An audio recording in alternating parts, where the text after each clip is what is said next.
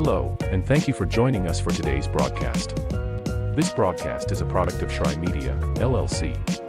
Unauthorized use, sale, or redistribution of this media in any form is strictly prohibited without the express written consent of Shry Media. Radio and television mediums are encouraged to reach out. Thank you for tuning in. Enjoy the game.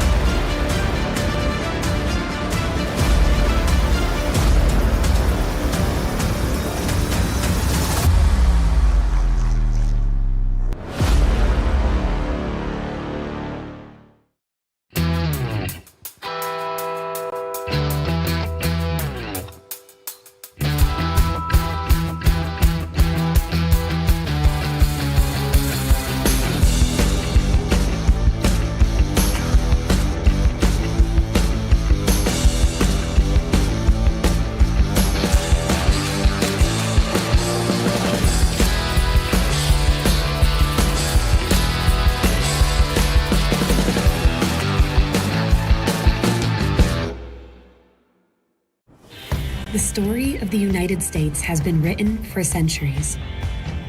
Penned by millions of authors, written in every language, from every perspective. With every chapter as unique as our people and our land. Our story is one made up of many. Find yours in the USA.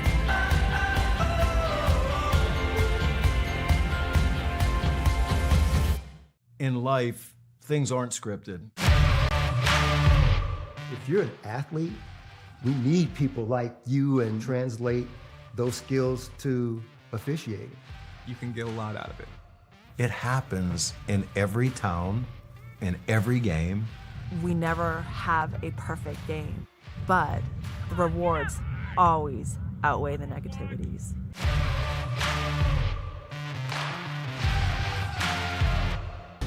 At the U.S. Center for Safe Sport, we see champions everywhere we look.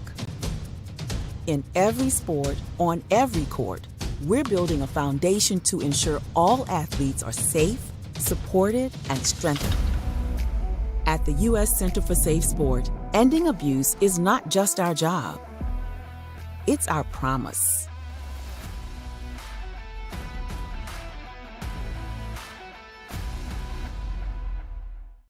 A truck is a tool, but a ram is life.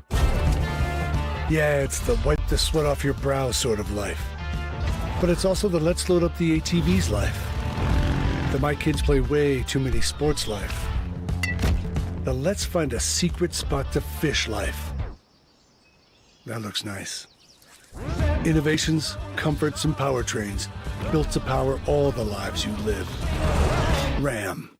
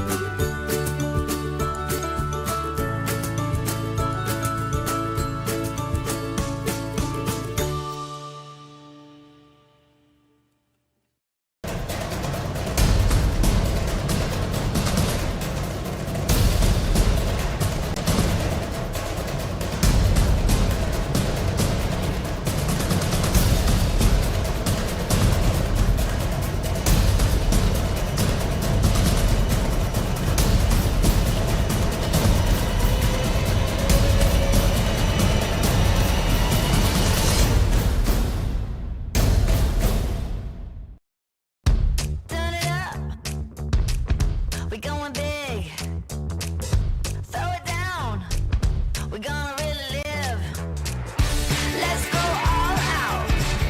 Let's go all out. You know it's gonna get loud, 'cause we getting down.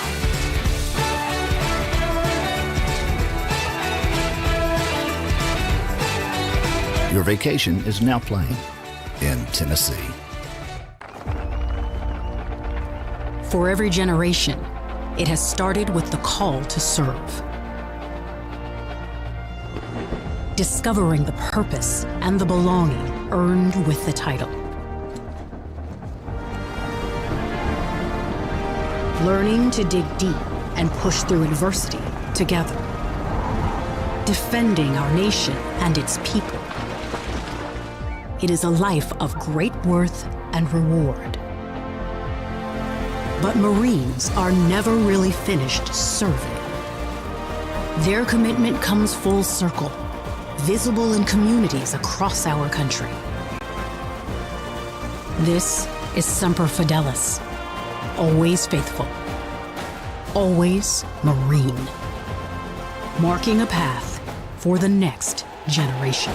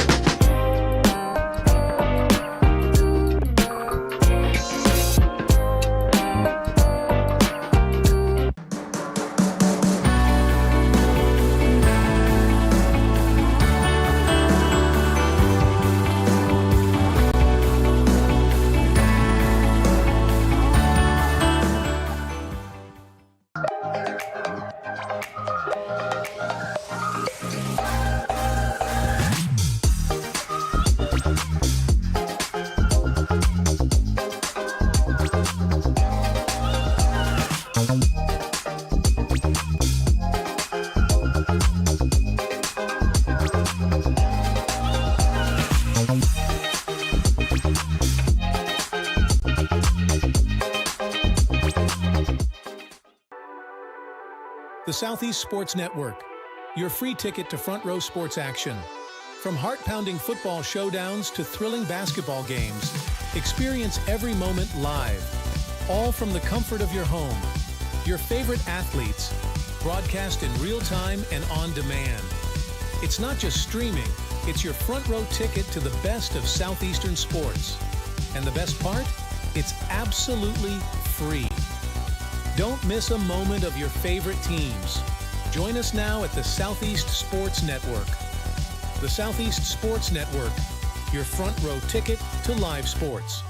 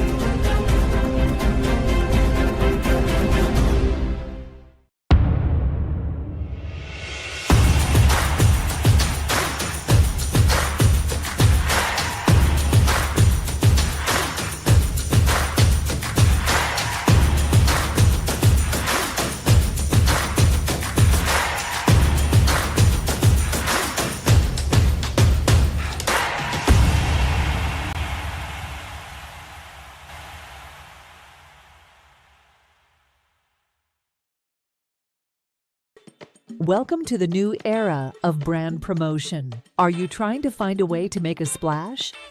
We understand that advertising isn't what it used to be. Things have changed. Advertising is both more dynamic and more engaging. Shry Media keeps your brand not just seen, but remembered. In a world where staying relevant is key, we are your partners in staying top of mind. The Southeast Sports Network is now on Amazon Fire TV. Now you can download the SESN app and watch on any Amazon-enabled device, such as your Fire Stick. The easiest way to download the app is to go to our website, find the Watch SESN tab, and click Fire TV app. Then just select your device from the list. That's it. Free and easy. Enjoy watching the Southeast Sports Network on your Fire TV, Fire Stick, or Fire tablet with just a few clicks. Hi, I'm Smokey Bear, and I made an assistant to help you out, because only you can prevent wildfires. Hey, Assistant Smokey Bear, call me Papa Bear, because I'm grilling up dinner. Do you get it? Yes, good job. So, what should I do with all these coals? Don't just toss them out. Put them in a metal container because those embers can start a wildfire. I understand. The stakes are high. Ha ha ha ha. See, Smokey thinks I'm funny.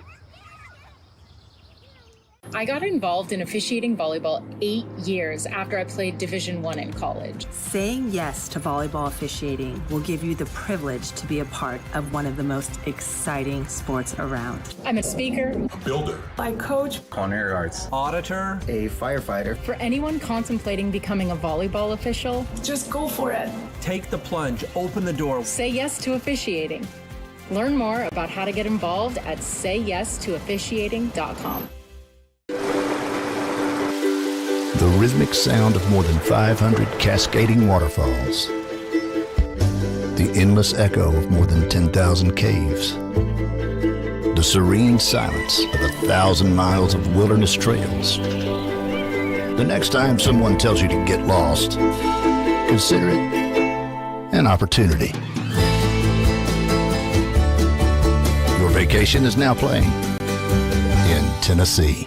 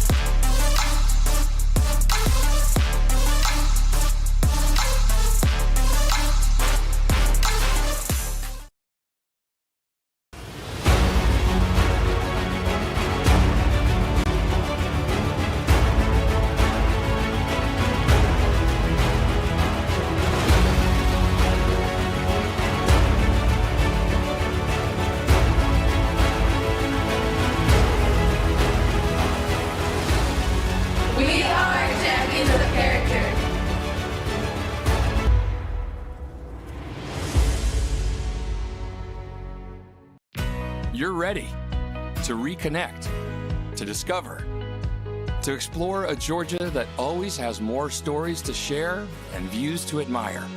Set for your next adventure while you set your own pace to wonder or wander, or whatever it is that makes you feel you. To feel that Georgia feeling, those beautiful, real, honest moments. The only found in Georgia moments. Find yours at exploregeorgia.org. My character, Shazam, knows all about growing up in a family full of teenage superheroes. They're bold. Where's everyone going? To fight crime? Okay. Adventurous. Shazam! There's never a dull moment. And no matter what happens, they'll always have your back. All they need is a place to grow and be themselves. And the best part is, you don't have to be a superhero to adopt a teen. Learn more about adopting a teen from foster care. Visit adoptuskids.org. You can't imagine the reward.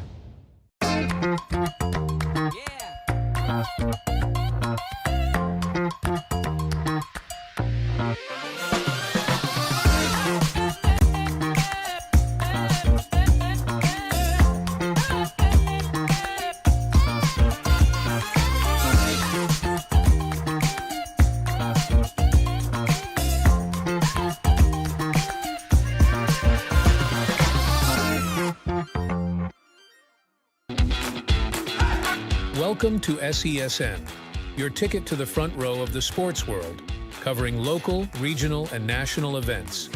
We bring the game to you. Feel the excitement of every play, every score, every victory. Get your seat, get on air, and immerse yourself in the heart-pounding action. The Southeast Sports Network, where sports come to life. At Shry Media, we believe in the power of connection, promoting your brand while supporting your community. Our goal is to elevate your presence and amplify your message through local sports. With Shry Media, advertising goes beyond traditional boundaries. Get on television, make an impact. Take the first step towards a future where your brand is not just seen, but celebrated.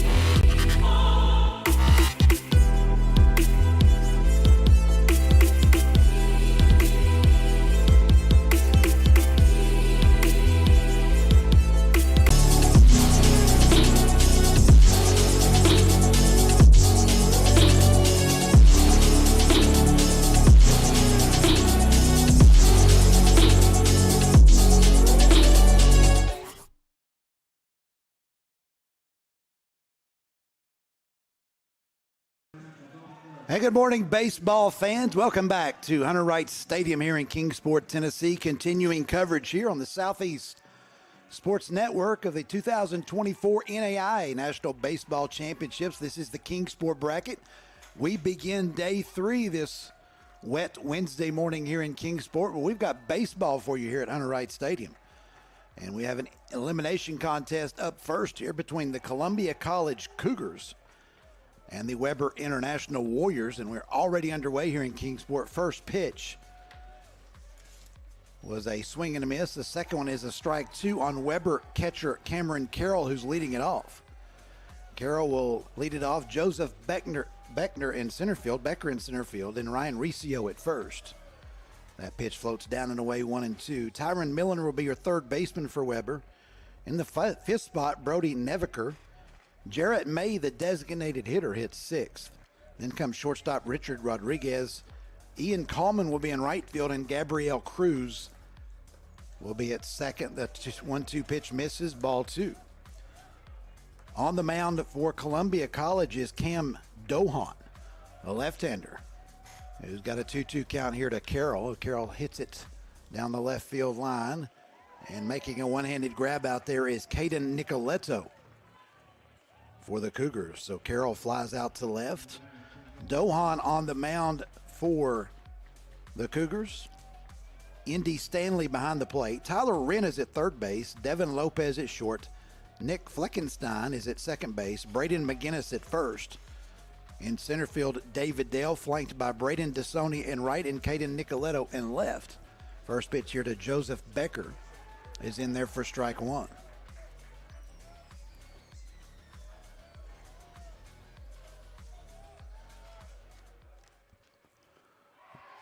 The 0-1 pitch is swung on and missed in this lefty versus lefty combination here.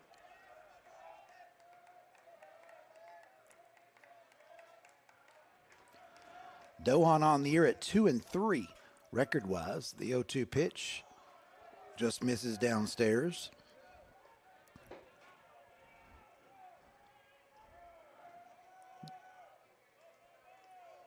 Dohan making his 12th appearance of the year, 7th start for the Cougars. 1-2 count, slow breaking curveball that dives away from the left-handed hitting Becker. Becker swings and misses. 2 out quickly. Here's Ryan Recio. Recio to the plate. Dohan, with a 5.40 ERA. He's thrown 35 innings on the year. Allowed 55 hits. 25 runs, 21 of which have been earned. 10 walks and 24 strikeouts. First pitch to Recio is downstairs 1-0. Just underway here in Kingsport. Elimination contest between the 3rd seed Columbia College out of Columbia, Missouri, and the top seed in the bracket, Weber International out of Florida. And for whatever reason, the top higher seeded team is a visiting team here today. Somebody smarter than me will have to figure that one out. But anyway, it's Weber, the top seed, which lost yesterday to Tennessee Wesleyan here in this elimination contest. Here's the 2-1 pitch to Recio, and it is in there for strike 2. Columbia College played its way here via an elimination win over Freed Hardman yesterday morning and afternoon, rallying with 2 runs in the bottom of the 9th to get to this spot. Here's a 2-2 pitch. Recio fouls it up the third base line. It will trickle foul. Lots of rain overnight here in Kingsport, but we've got good baseball weather this morning here on the artificial surface, which was implemented a couple of years ago here at Hunter Wright Stadium. 2-2 pitch, just misses. With the amount of rain we got here overnight, 2 years ago, we would not be playing baseball this morning. So we're fortunate to have the turf that's been invested in here by the folks in the city of Kingsport, so we can have more baseball for you this morning. Here's the payoff pitch coming to Recio. It's going to be a ground ball to short. Charging is Lopez. Lopez gets it over to McGinnis in time, and the Warriors go down in order here in the top of the first. No runs, no hits, no errors. We've played 1 half inning, no score, back here on the Southeast Sports Network.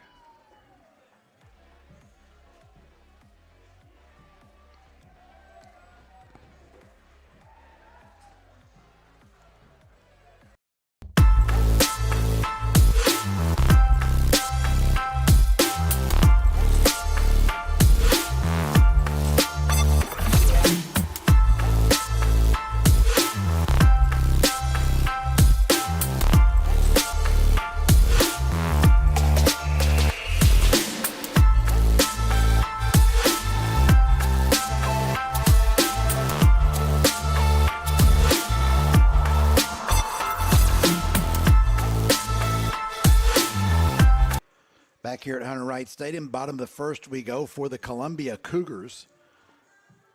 The order in which Columbia will bat starts with Braden DeSonia, the right fielder. Caden Nicoletto in left field bats second. Behind the plate, once again today, Indy Stanley bats third. The cleanup hitter at third is Tyler Wren. Braden McGinnis will play first base and bat fifth. Bailey Quint will be the designated hitter. Quint will hit in the sixth spot for the pitcher, Cam Dohan. Second baseman Nick Fleckenstein bats seventh. Devin Lopez at shortstop bats eighth, and David Dale in center field bats ninth for the Cougars. And they will also, they'll be facing a right-hander, and Braden Matthews of Weber. Weber goes down in order in the top of the first. Winner of this one will stick around here this afternoon and hopefully will get in the championship series against Tennessee Wesleyan. Weather looks good according to my not-so-reliable weather app on my phone. Through the middle afternoon, and then it gets dicey after that. We shall see.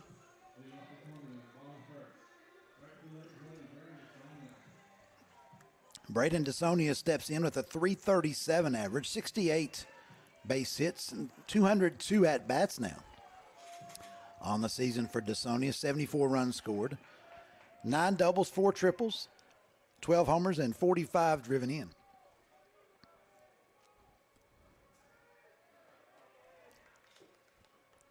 Columbia and the Green Unis today. That pitch downstairs 1-0.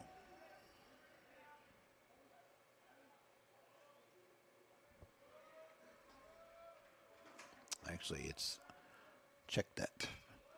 In the air, I've got myself confused on the home and away teams. I was so ingrained thinking Weber was going to be the home team. It's Weber in the Green Unis today. Columbia in the home gray, looks like. 1-1 the count here at the DeSonia.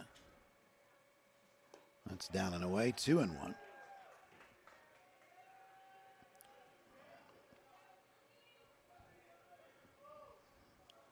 For Matthews on the year, making his 13th appearance for the Warriors, 12th start. Comes back on the 2-1 pitch and gets DeSonia swinging. Matthews has thrown 64 in 1/3 innings, allowed 61 hits, 35 runs, 33 of which have been earned, walked 26, struck out 50, hit 9. 2-2 pitch. His ground ball up the middle. That'll find center field. A leadoff single for DeSonia.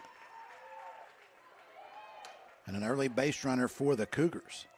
Matthews on the year, 7-2 on the one-loss record.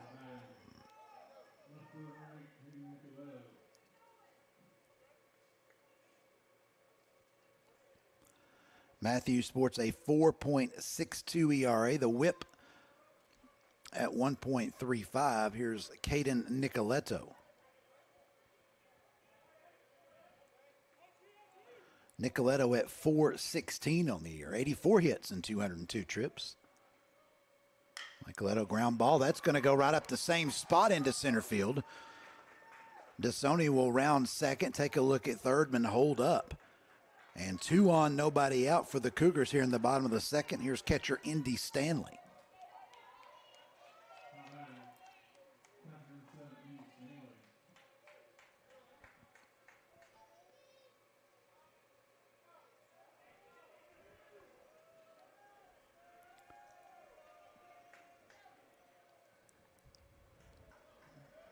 Stanley on the year at 4.67. A robust batting average, 86 hits, 184 at-bats. 13 doubles, 6 triples, 11 home runs, 57 RBIs. Only scored 30 runs on those 86 hits, but tells me he has a runner for him quite often. That pitch will hit him. The first pitch hits Stanley, and the bases are loaded and nobody out on top of the first for Columbia. Matthews in big trouble, and speaking of running for Stanley, we'll have one here.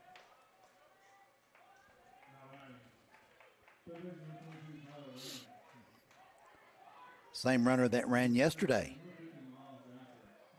for Stanley. That's Miles Jasper.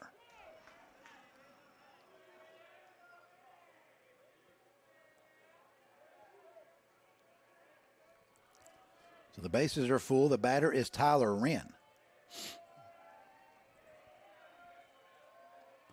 Wren on the year at 397. First pitch a called strike. Wren 73 hits, 184 at-bats. 22 doubles for Wren on the year. 5 triples, 13 round trippers, and 66 RBIs. The 0-1 coming to Wren. And takes inside 2-0.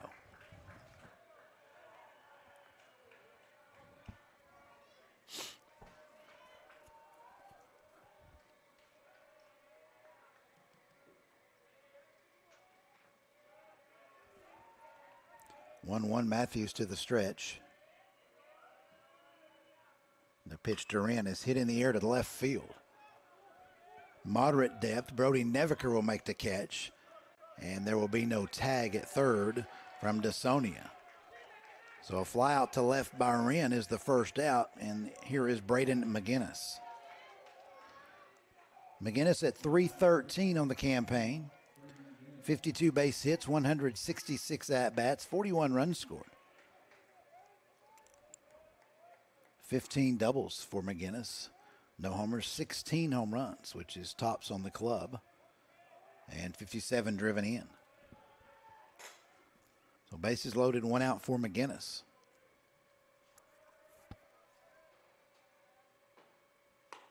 McGinnis takes upstairs, 1-0.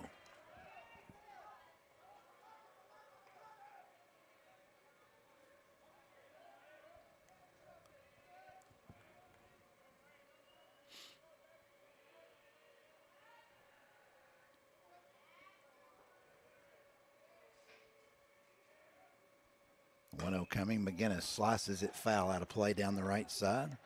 Evens the count at 1-1. This game, like the one yesterday, bumped up an hour. So hopefully get everything in before the rains come. Worked out well yesterday. Hopefully does so the same here today. 1-1.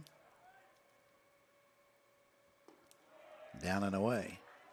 Whatever the case here for Columbia and Weber, each would have to win 3 straight games to advance on to the 67th NAIA World Series in Lewiston, Idaho. They'd have to win this one and then beat Tennessee Wesleyan twice. The if necessary game is scheduled for tomorrow here in Kingsport. 2-1 count coming to McGinnis. McGinnis ropes it, diving at first to make the stop and goes to second, then trying to get the double play. The ball bounces away. 1 run has scored. Here comes the other run to the plate. On a wild sequence there, Columbia College will take a 2-0 lead. The line drive by McGinnis was nearly grabbed by Riccio diving in the hole between first and second. Riccio was able to gather himself and get the force down to second to Rodriguez, but Rodriguez returned throw to Riccio got through. And after DeSonia had scored, Caden Nicoletto comes around and scores, and the Cougars take a 2-0 lead. McGinnis on with the fielder's choice. He did not advance. You can give McGinnis an RBI for the fielder's choice, but not the second run, which will score on the infield error. So 2-0, 2 out, 1 on for Bailey Quint. Quint, 388.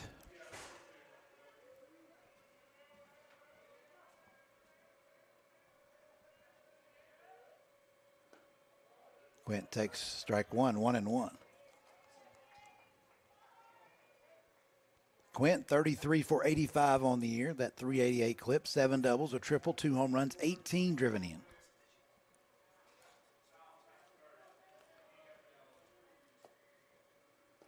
And that pitch gets by the catcher, Carroll.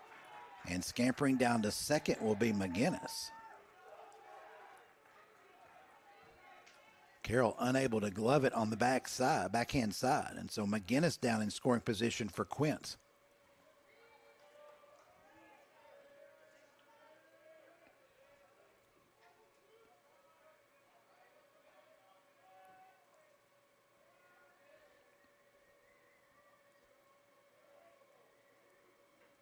Two-one pitch. Quint ducks out. It's 3-1.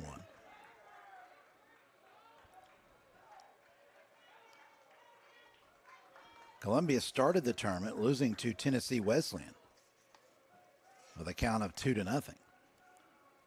Weber defeated Freed Hardman in game 1, 3-0. Those games were on Monday. 3-1 pitch coming to Quint. Quint started to go, held up. They'll check it first and a strike called. And the count runs full at 3-2.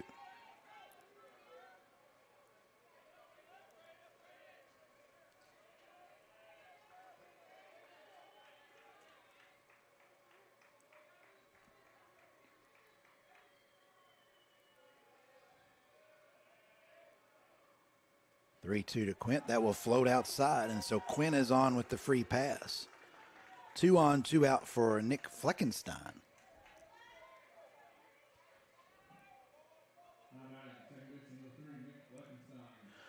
Fleckenstein at 341 on the year. 57 hits, 167 at-bats.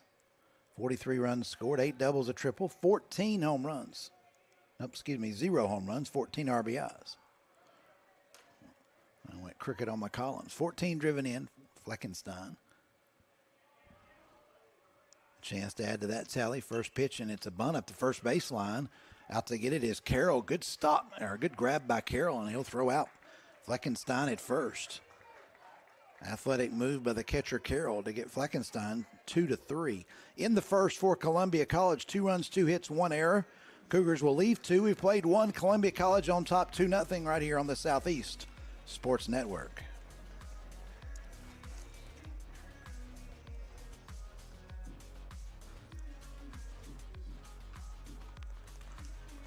Southeast Sports Network is now on Amazon Fire TV. Now you can download the SESN app and watch on any Amazon-enabled device, such as your Fire Stick. The easiest way to download the app is to go to our website, find the Watch SESN tab, and click Fire TV app. Then just select your device from the list. That's it. Free and easy. Enjoy watching the Southeast Sports Network on your Fire TV, Fire Stick, or Fire tablet with just a few clicks. Back at Hunter Wright Stadium, we go to the top of the second. Columbia College jumps on top of Weber 2-0. The Warriors here in the second send up the middle third of the order. Tyron Milliner, Brody Neviker, and Jarrett May. Milliner has played in all 57 Weber games this year, started 54. Weber came in at 43-13 on the year. Columbia College at 38-15. Both lineups are largely the same as they have been throughout the 3 days. I mean, why mess with success, right? There's a reason you're here. Potentially a couple that have been inserted here and there, but largely the same lineup. Here's Tyron Milliner, who's had a good tournament here. Milliner now at 307. 59 base hits, 192 at-bats. 14 doubles, a triple, 11 home runs, including 1 here. First pitch from the left-hander stays down and away. 47 driven in for Milliner.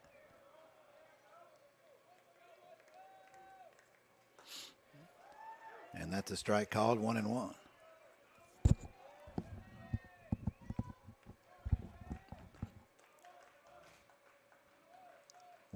That one is hit into center field. Milliner's just a hitter. Another hit in the tournament for Milliner. A single. And it will bring up Brody Neviker. Neviker at 337. 63 for 187. 16 doubles. 3 triples, 2 homers, 41 driven in. Milliner yesterday against Tennessee Wesleyan, 2 for 4. And you go back to Monday for Milliner, where he was 1 for 3 with the home run. The 4th hit of the bracket for Milliner, and there's a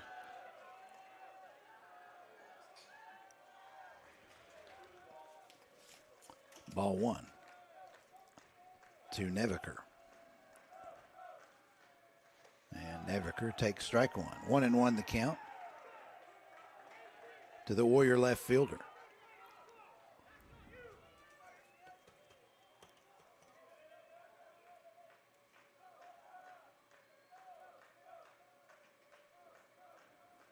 One pitch is a curveball that floats in there and just misses. Dohan wanted that one. He falls behind in the count, 2-1. A leadoff single here by Milliner. First hit of the game for the Warriors. First base runner of the game for the Warriors here in the second. Throw to first by the lefty. Back standing is Milliner.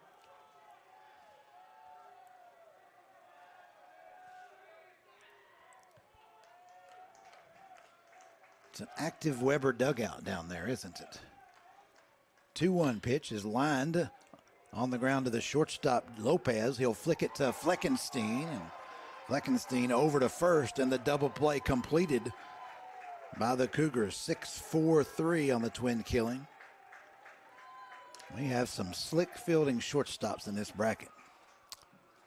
Lopez, the hot grounder, kind of hugged the carpet after a bounce midway there.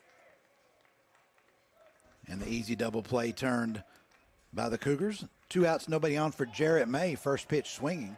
May hits that one towards center field, and out there to make the catch is David Dale for out number 3. The Warriors get a hit, but leave nobody on base. We go to the bottom of the second. It's still 2-0 Columbia here on the Southeast Sports Network.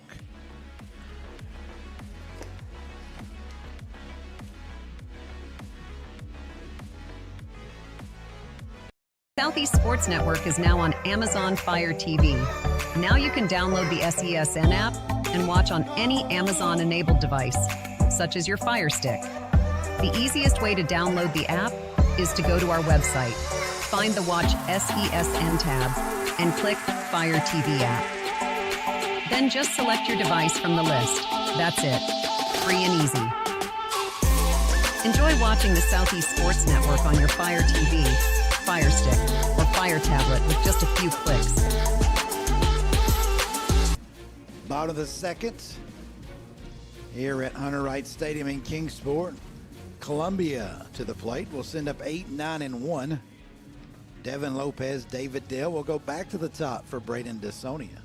2-0 Cougars.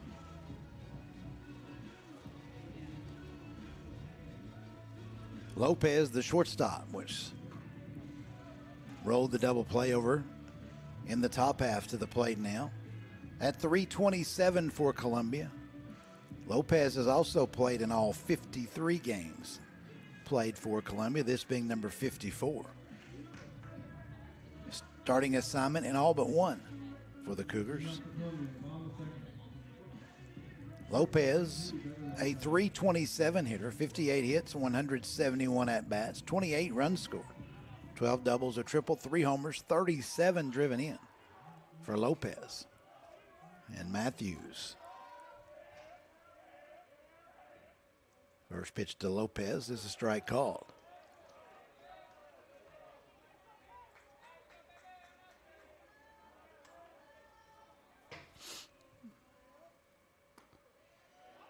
That pitch inside 1-1. Kingsport's Hunter Wright Stadium, the site of this bracket, has been the host of the Kingsport bracket for many years now as part of this great NAIA National Baseball Championship tournament. Tennessee Wesleyan has emerged out of this bracket twice and went on to win the Red Banner, as they call it. Tennessee Wesleyan done that 3 times overall. 1-2.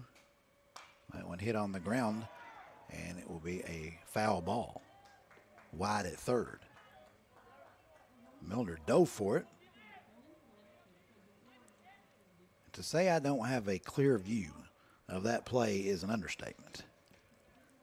If you know, you know. Anyway, Hunter Wright Stadium, longtime grass infield and outfield. We mentioned that had the turf not been installed, probably wouldn't be playing this morning. It's not because the infield always was unplayable. The outfield just held water. Something terribly. Here's a 1-2. That's grounded to third. That one will be a fair ball. Milner will handle it. Across the body throw to first to Riccio for the out. 1 out. David Dell to the dish for Columbia.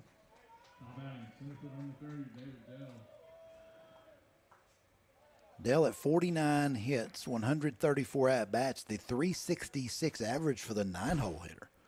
15 doubles, a triple, 12 homers, 32 driven in. Been here many times where we got rainstorms and the tarp was on in good shape, but it just rained so hard and so much the outfield was the part that was unplayable. We don't have that problem anymore here with this turf. 1-0 the count to Dale. And that hits Dale in the lower back. And that stung a little bit.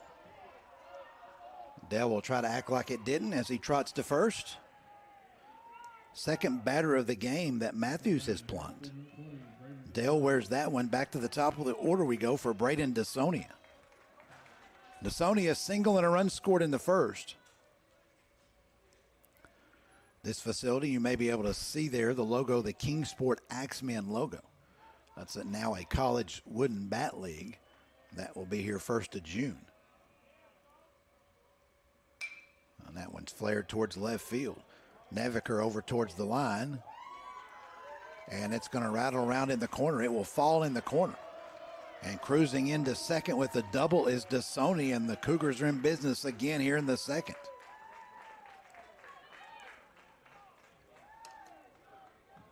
Dasonia goes the other way, hits it to the left field corner. Runners at second and third now for Caden Nicoletto. That's already the third hit of the game, for the Cougars. Nicoletto was single in the first, also scored. For years here in Kingsport, the Kingsport was an affiliate of the New York Mets organization and the Appalachian League, Rookie League Baseball, which was disbanded a couple years ago when Major League Baseball decided to cut back on its minor league affiliates. That pitch upstairs 1-0. Outside the stadium, there's a wall of fame that depicts every player that came through this part of the Kingsport Mets organization at Hunter Wright Stadium that made the big leagues, and there's quite a few down there. I saw a fan coming in that was taking some pictures on his cell phone of that wall of fame. There's a grounder back to the mound over the leaping Matthews. Shortstop Rodriguez will have no play. One run will score, and it's 3-0 Columbia. Give Nicoletto the infield single and the RBI. Scoring is Dale. And Dasonia down to third. I'm ruling that a hit. I'm waiting for the official word from downstairs. We haven't always agreed here this week. Still no indication on the board. I hear some hand wringing going on down there. That's, to me, an easy call. I mean, you can't give Matthews an error on that. Finally there, the hit goes up. Fourth hit of the game. Here's Stanley to the plate. Stanley was hit by a pitch in the first and takes strike one. Before this facility was built, there was another stadium on the other side of town where the Mets played. The Kingsport Braves were here. The Kingsport Royals were here way, way back. If you remember that, you're old like me. Anyway, 0-2. So we've got good baseball history here in Kingsport. 0-2, the count to Stanley. Runners on first and third, one out. 3-0 Columbia College. Elimination contest here in the Kingsport bracket.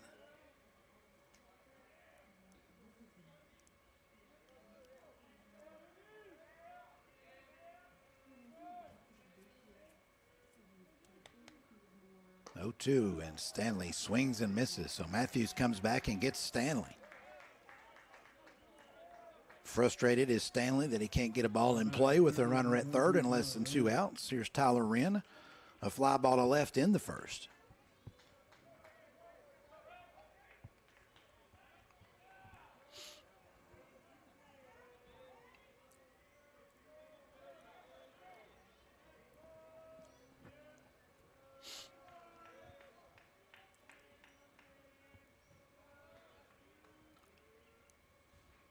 Wren will take a strike on the first pitch. Columbia had the bases loaded and nobody out in the first. Did get 2 across. Second and third with 1 out here. 1 has scored thus far. Matthews trying to limit the damage to that. And really based on the 2 situations, if he can do so, not the end of the world. Long way to go here in this one.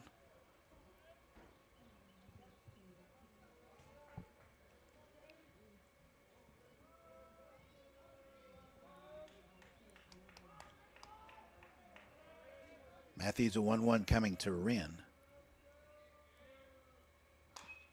Wren hits that one on the ground. Wide at third, a foul ball. It's 1-2.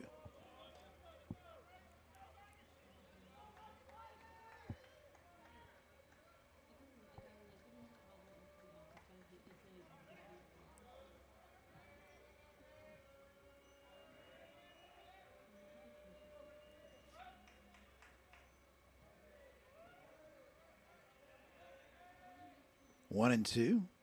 That one is lined, and that's going to find left field. That's a hit. Wren scores another run on the RBI single as DeSonia trots home. Second run scored by DeSonia. Nicoletto down to second, and Columbia College now leads 4-0.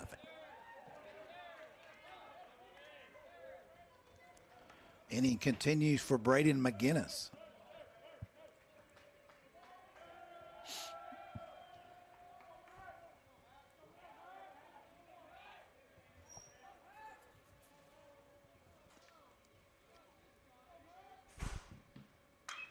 McGinnis pops it up down the right field line, but it will fade foul.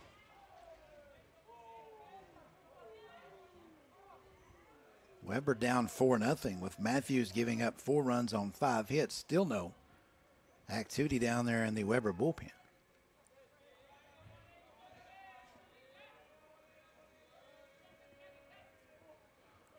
Oh, 1 to McGinnis.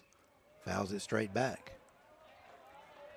Our broadcasting vantage point here is live. When I say live, I mean it. A foul ball could find its way through our open window, and it has before. I've been here.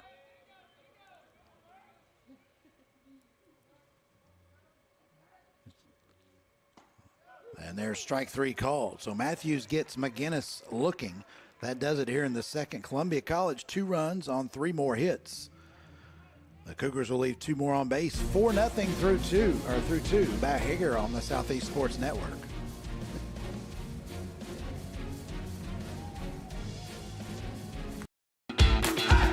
Welcome to SESN, your ticket to the front row of the sports world, covering local, regional, and national events. We bring the game to you. Feel the excitement of every play, every score, every victory. Get your seat, get on air, and immerse yourself in the heart-pounding action. The Southeast Sports Network, where sports come to life. Weber International in an early 4-0 hole here in this Kingsport bracket elimination game. We'll send up Richard Rodriguez, Ian Coleman, and Gabriel Cruz as Cam Dohan has faced the minimum through 2 innings here for Columbia College. Rodriguez, Coleman, and Cruz.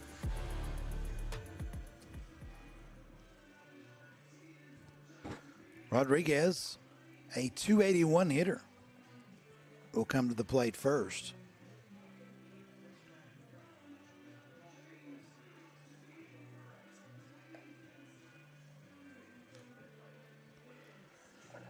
Rodriguez on the year, 47 base hits, 167 at-bats. Has scored 34 times, 7 doubles for Rodriguez, 29 driven in. The numbers through 2 innings for Weber: no runs, 1 hit. Warriors have committed 1 error and left nobody on base. 4 runs, 5 hits, no errors, and 4 left aboard for the Cougars. Rodriguez takes the first called strike. Dohan. And there's a bunt attempt at the plate. It will be fouled by Rodriguez. Dohan. Most of the names here in the bracket have been pretty straightforward. Dohan's I had to get some help on. And I'm glad I did, because that would not have been on my list of possibilities based on that spelling. Rodriguez an 0-2 count. And just misses, did Dohan. It's 1-2.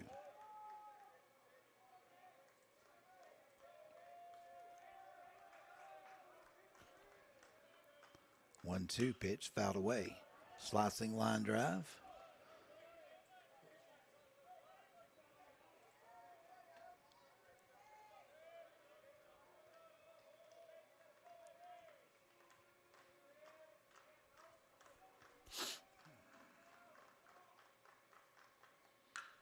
That one is tattooed to left field.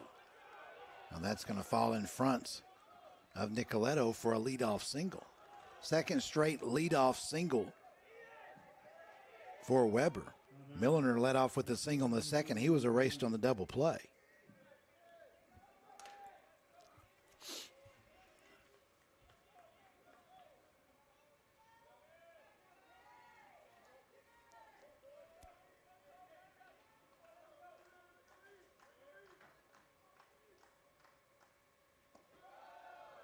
Pitches downstairs to Ian Coleman at the plate. Coleman, a 304 hitter. 52 hits, 171 at-bats, 41 runs scored, 6 doubles, a triple, 23 driven in for Coleman. The 1-0 count, fouled out of play. 1-1.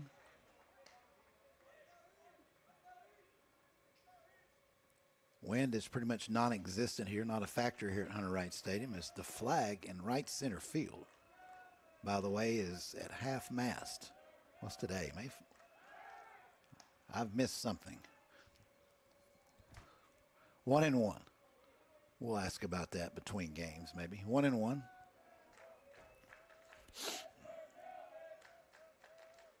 To Coleman. Curveball. Coleman hits that to left field. And that too's going to roll in there for a single. So back-to-back singles to left, leading off the third inning for Weber by the 7 and 8 hole hitters. And here comes second baseman Gabriel Cruz.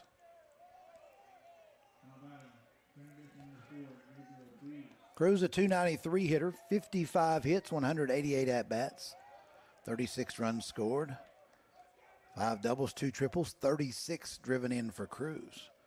We mentioned coming in, Weber, coming into this bracket, not really a home run hitting club. Had, I believe, 28 home runs coming in on the year, hit 2 on day one, so we're up to 30 on the year.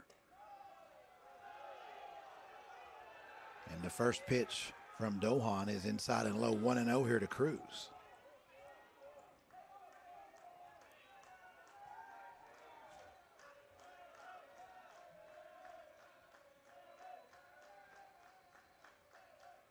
Cruz hits that one to center field over the leaping shortstop Lopez.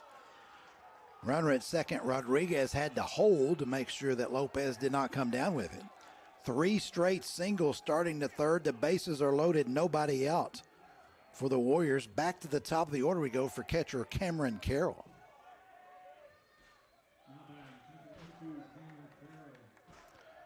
Carroll started the first for the Warriors with the liner to left.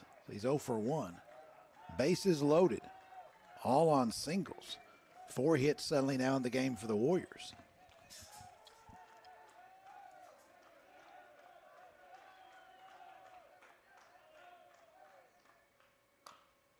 Carroll gets a curveball and dribbles it foul up the third baseline. 0-1.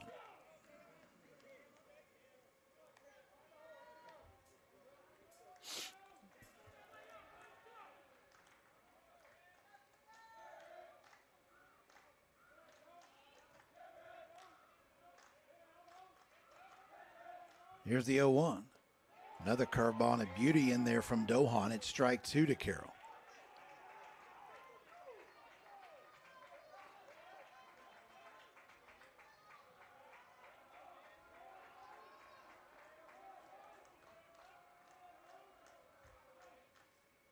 Carroll goes to second. Fleckenstein to Lopez. Lopez with the turn to first in time to McGinnis.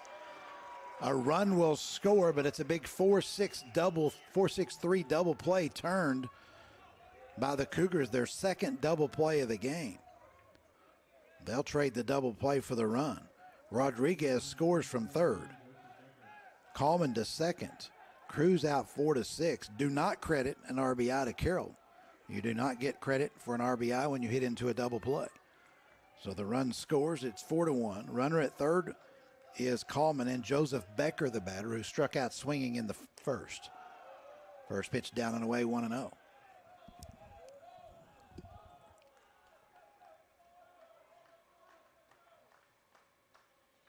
That pitch in the same spot, 2-0.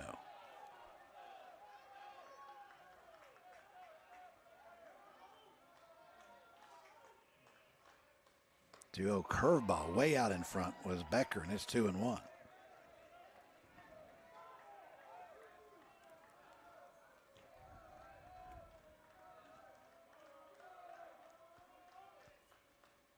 Another curveball. That will just miss. It's 3-1. Dohan with the glove over his face. After that call, 3-1 the count. Dohan. 3-1 pitch, and it's ball 4. So Becker, the inning continues. Becker draws the free pass. First walk of the game issued by Dohan, and here's Ryan Riccio. Grounded out to short to end the first. Runners on the corners, 2 outs.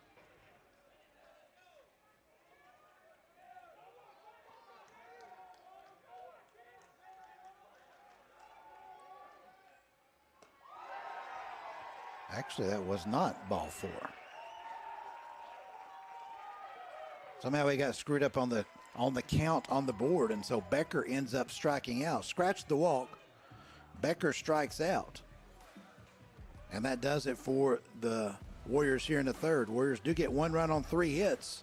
Leave 1 man on. It's 4-1 going to the bottom of the third here on the Southeast Sports Network.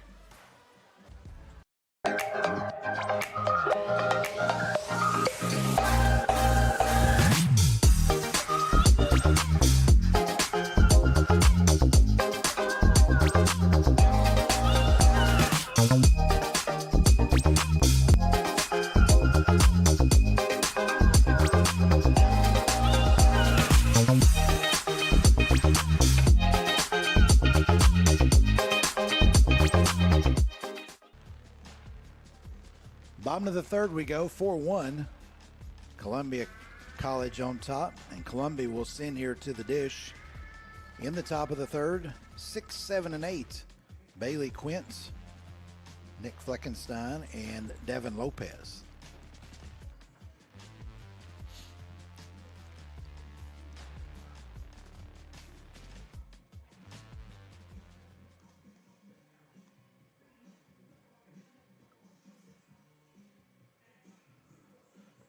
Quint will step in. A 6'1" junior is Quint,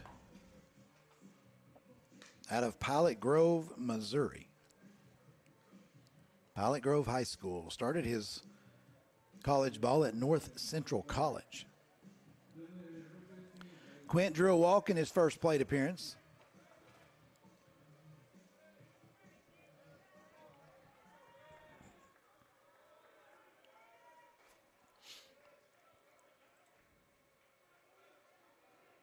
Matthews, first pitch to Quint, is out of the zone, ball 1. Weber now sending some folks down to its bullpen as we start the third inning. Quint fouls it straight back. 1-1.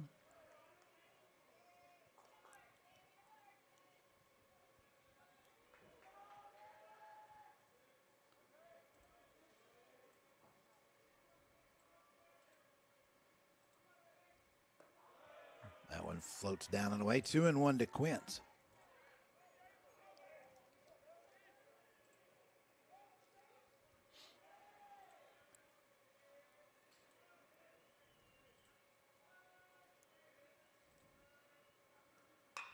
Ground ball shortstop.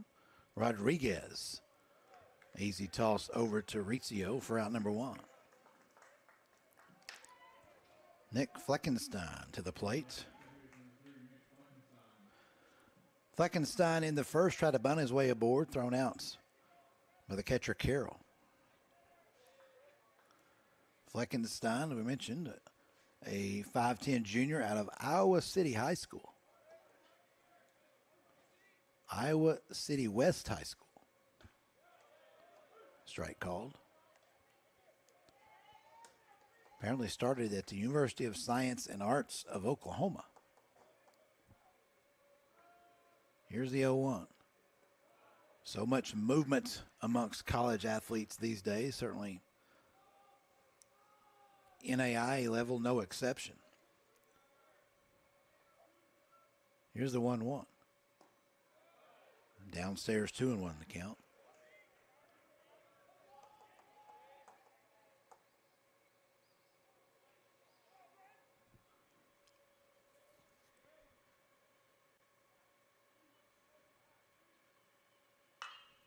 2-1 pitch is hit to left field, and coming in and making a sliding catch towards the plate is Neviker. 2 outs for Devin Lopez. Lopez a ground out to third, starting the second.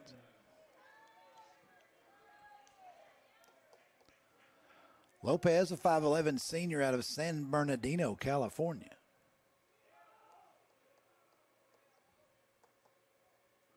San Bernardino High School. He started at Oregon State. He went from San Bernardino to Oregon and now to Missouri. 1-0 pitch. It's in there for a called strike from Matthews.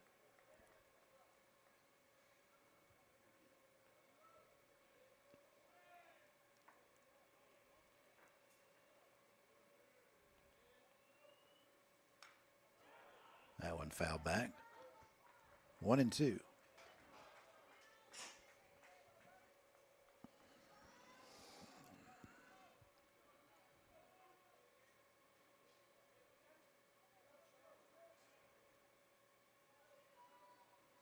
One-two pitch stays downstairs. 2-2.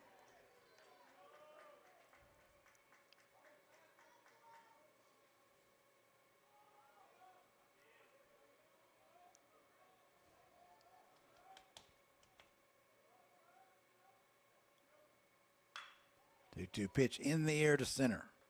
Joseph Becker with plenty of room. And that does it for the Cougars here in the third. First 1-2-3 inning for Matthews. Nothing across. We've played 3. Still 4-1 Columbia here on the Southeast Sports Network. The Southeast Sports Network, your free ticket to front row sports action. From heart-pounding football showdowns to thrilling basketball games, experience every moment live, all from the comfort of your home. Your favorite athletes, broadcast in real time and on demand. It's not just streaming, it's your front row ticket to the best of Southeastern sports. And the best part? It's absolutely free. Don't miss a moment of your favorite teams. Join us now at the Southeast Sports Network. The Southeast Sports Network, your front row ticket to live sports.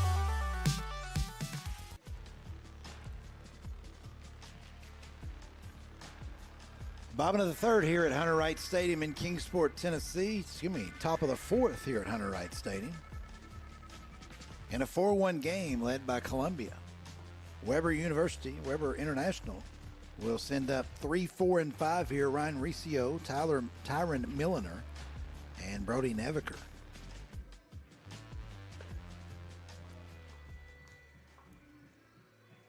Skies continue to lighten here. Much lighter than it was when we first arrived a couple hours ago. That's a good sign. Riccio, a 6'2 junior out of Boca Raton, Florida. A friend of mine will be sending his daughter to Boca Raton to play college basketball beginning this fall. I think that's where Florida Atlantic is. First pitch downstairs to Riccio.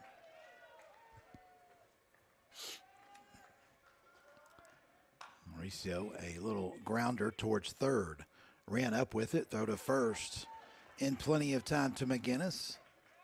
And that's not Riccio batted. Yes, it was. 5-3. The putouts. Becker struck out. Here's Tyron Milliner. Milliner a single in the second.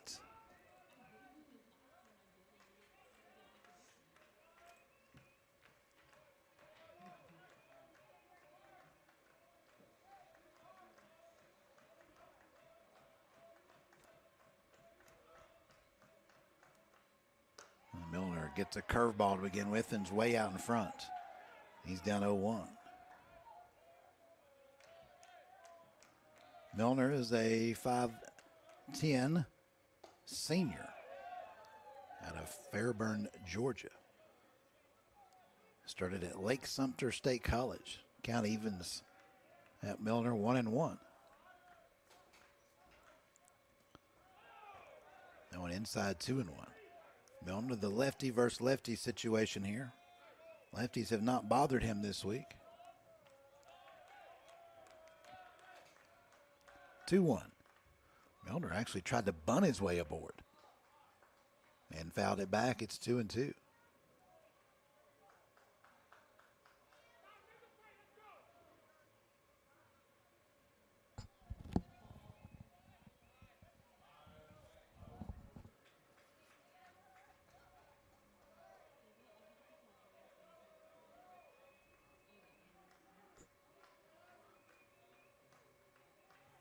Matthews back on the heel. Pitch to Milner. Thought he had him. Instead, ball 3. I believe the count is full to Milner.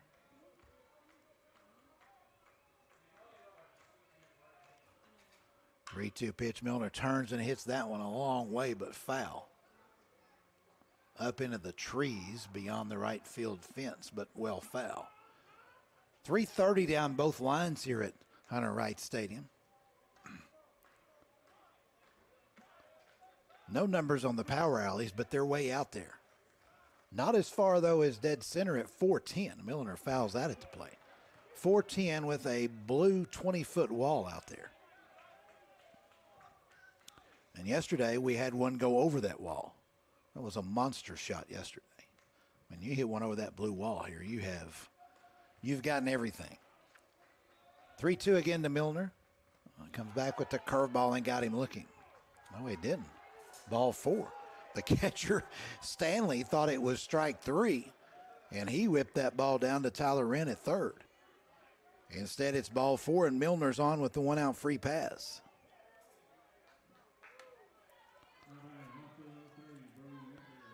Here's Brody Neviker. Hit into a 6-4-3 double play in the second.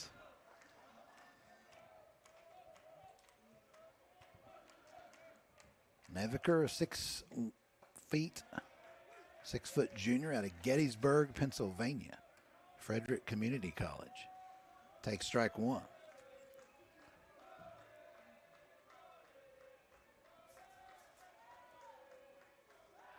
Throw to first. Milner will be back standing.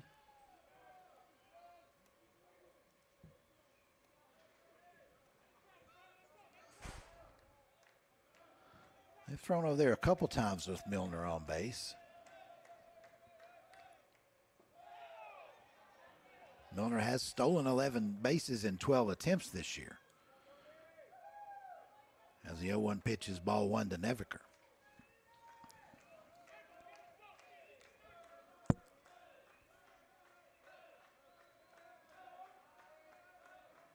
One. Neviker started to take a swing at it, pulled back, takes it for ball 2. 2-1 to count. Game 2 this afternoon also bumped up an hour, scheduled for a 2 p.m. first pitch. Tennessee Wesleyan waiting in the wings for the winner of this one.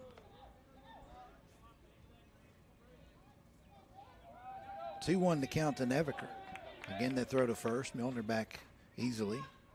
He's got a moderate lead. You wouldn't classify that as a really good lead by Milner. And that's 3-1 now to Neviker.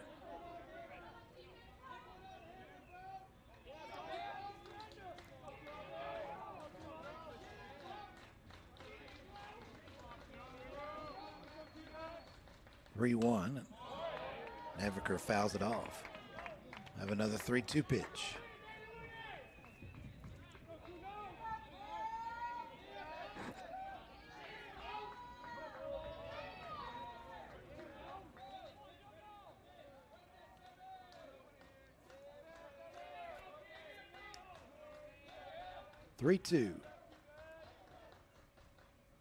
And it's ball 4.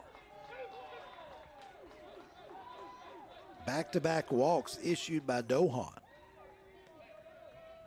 2 on, 1 out for Jarrett May.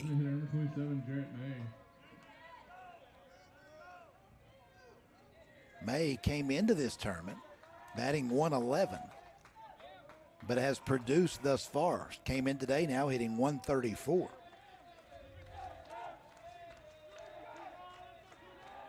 Nine for 67 on the year, 2 doubles, 3 home runs. And swings and misses. Did May. May yesterday was 2 for 3. Nope, excuse me. 1 for 2. Was walked, singled, and hit by pitch.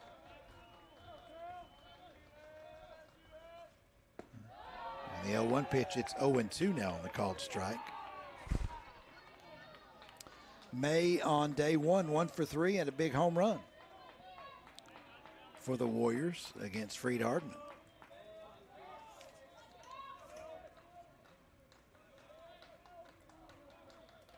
O2 pitch coming to May.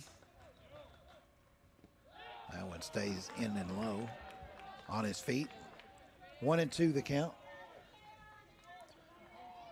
Milner at second, Neviker at first. One out here in the top of the fourth.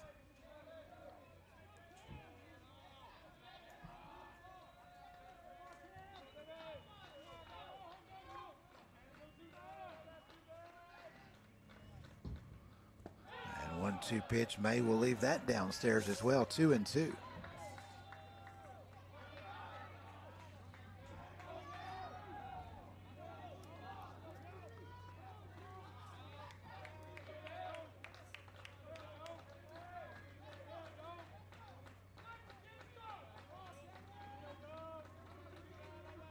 Two.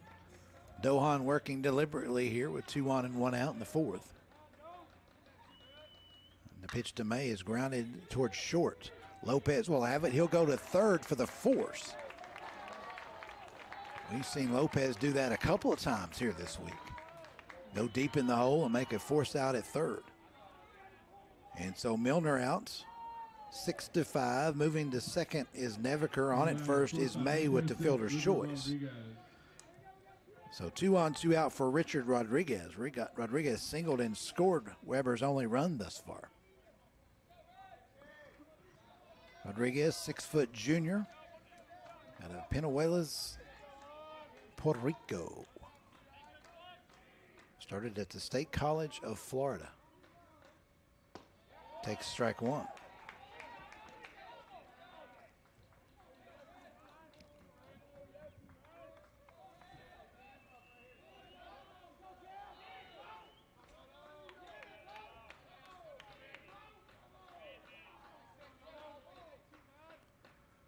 Pitch to Rodriguez is hit well to left field. Will it drop?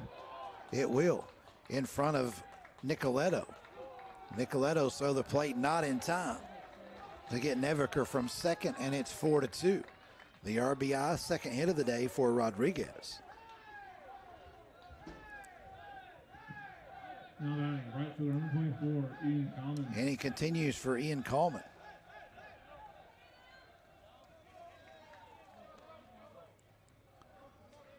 Eventually the walks get you. 2 walks in the inning. And a run scored thus far for Weber. 4-2. Weber trailed at 1.40. Now they've sliced the lead in half, have the Warriors. Still threatening here in the fourth with Coleman at the plate and 2 on. Coleman pops it up, but it'll drift foul. 0-1 the count. Both teams now with 5 hits in the game.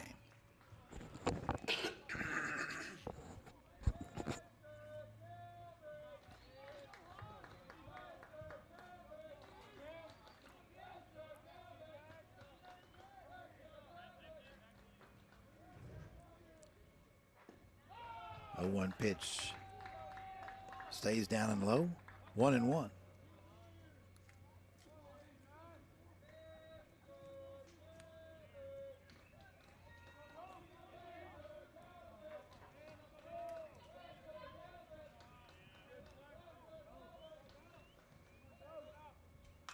One pitch is popped up, but it'll also drift out of play. 1-2.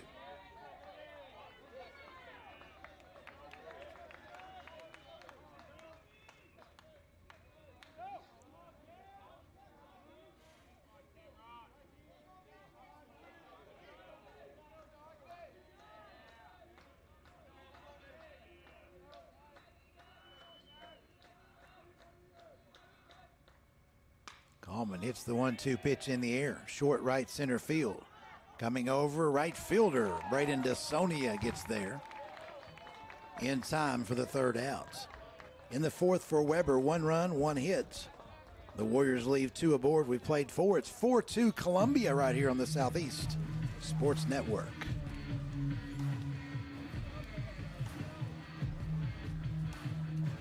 Welcome to the new era of brand promotion. Are you trying to find a way to make a splash? We understand that advertising isn't what it used to be. Things have changed. Advertising is both more dynamic and more engaging. Schrei Media keeps your brand not just seen, but remembered. In a world where staying relevant is key, we are your partners in staying top of mind. Back here at Hunter Wright Stadium on the Southeast Sports Network, where we have not played 4 innings. We've played 3.5. We're going to the bottom of the fourth now. 9-1-2 due up for the Cougars. David Dale, Braden DeSonia, and Caden Nicoletto.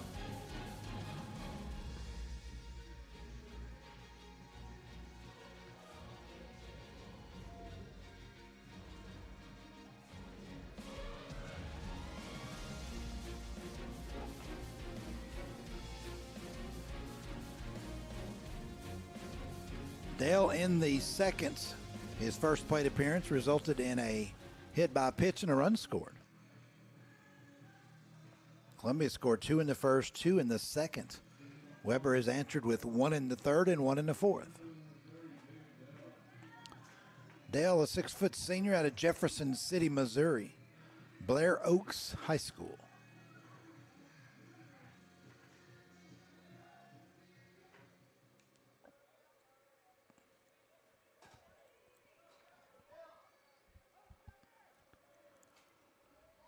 First pitch to Dale from Matthews.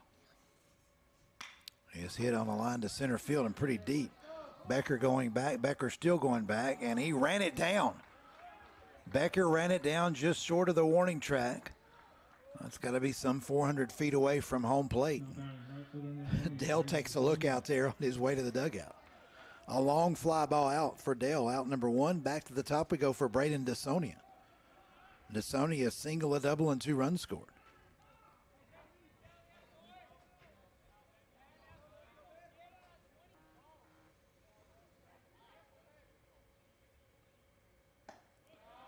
DeSonia out of Meade, Washington.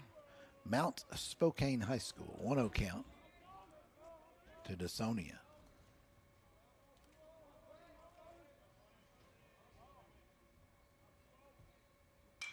That one hit in the air towards left field. Neviker will not have to run that one down. Hit right at him for out number 2.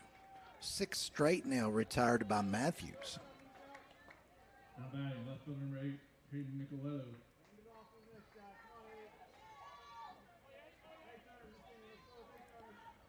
Caden Nicoletto to the plate. Braden Matthews, a 6'1" junior out of Memphis, Tennessee. Interesting.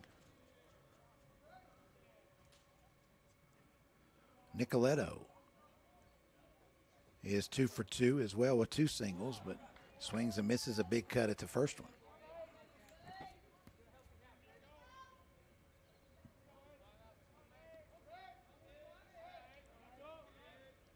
Nicoletto is the Aussie. Fouled at the plate. He's down 0-2.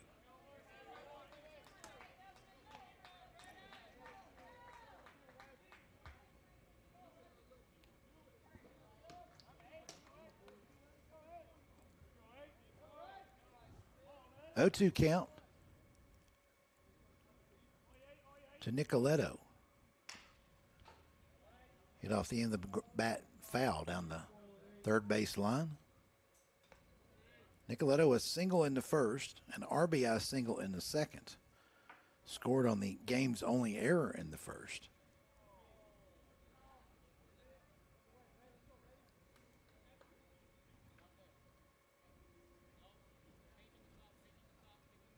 And we said that was off the end of the bat. Now the bat is over.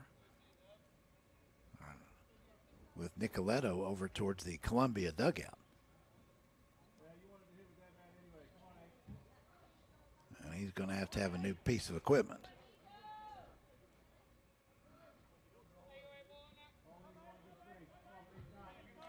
So Nicoletto back in there with the new stick and an 0-2 count.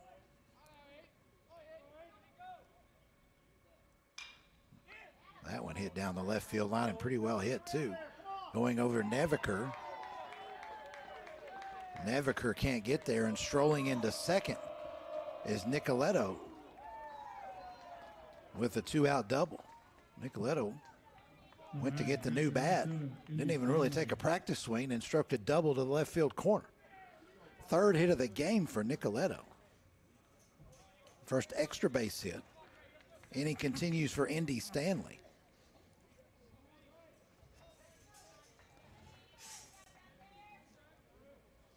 Nicoletto did not have a hit yesterday.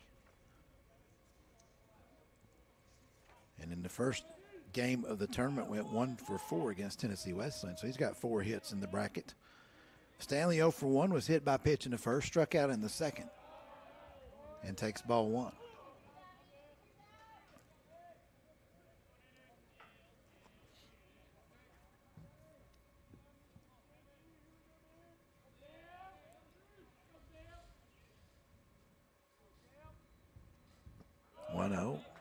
Low and outside, and I scoot out to block it was Carroll.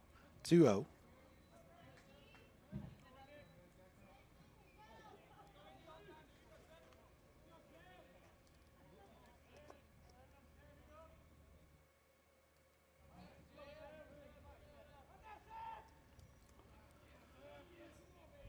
Here's the 2-0, and that's outside 3-0. We're 1 hour and 8 minutes into this one. Every game, all 4 of the first games were played at under 2.5 hours. I should never say that, because that means one of these is going to go about 4. That's the way it goes. That one fouled off, but I have been impressed at the pace of play, the crispness of the play. When you don't walk folks and you don't make errors, games get played pretty quickly. And games at this level, college baseball, the reason these teams are here because they don't do those things. 3-1 count to Indy Stanley. And as soon as I say that, there's a walk. A second 2-out base runner of the inning. It is the first walk of the game issued by Matthews. He has hit 2. Here's Tyler Wren. Number 50, Miles Jasper. Now batting third base, number 22, Tyler Wren. Miles Jasper will run again for Stanley. So Jasper at first, Nicoletto at second, Tyler Wren to the dish, 1 for 2. RBI single in the second. Columbia trying to add to this 4-2 lead and answer back to the 2 runs scored by Weber.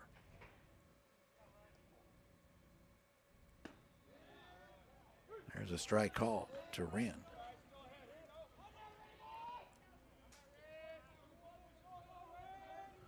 Wren's out of Jefferson City, Missouri as well. Eugene High School. Wren takes upstairs 1-1.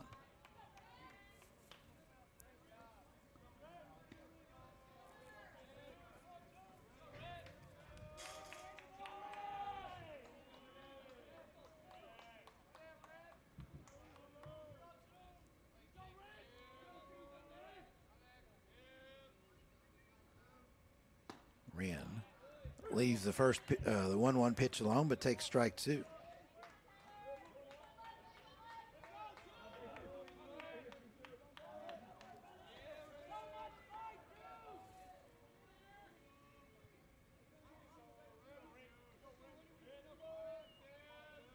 Wren 1-2, grounded wide of third and foul.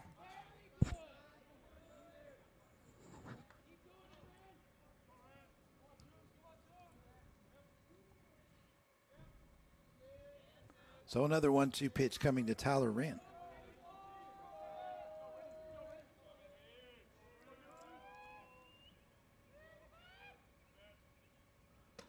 High and tight, 2-2. So 2 on, 2 out. 2 balls and 2 strikes to Tyler Wren.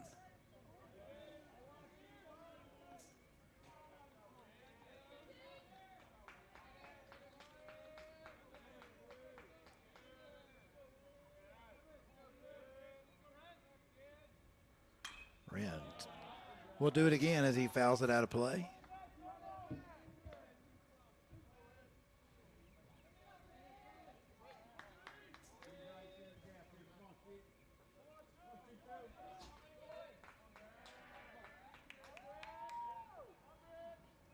Two to Wren this time. He'll leave that one, and it will float down and away. So the count is full. Nicoletto at second and Jasper at first will be on the move here on the 3-2 pitch with 2 outs.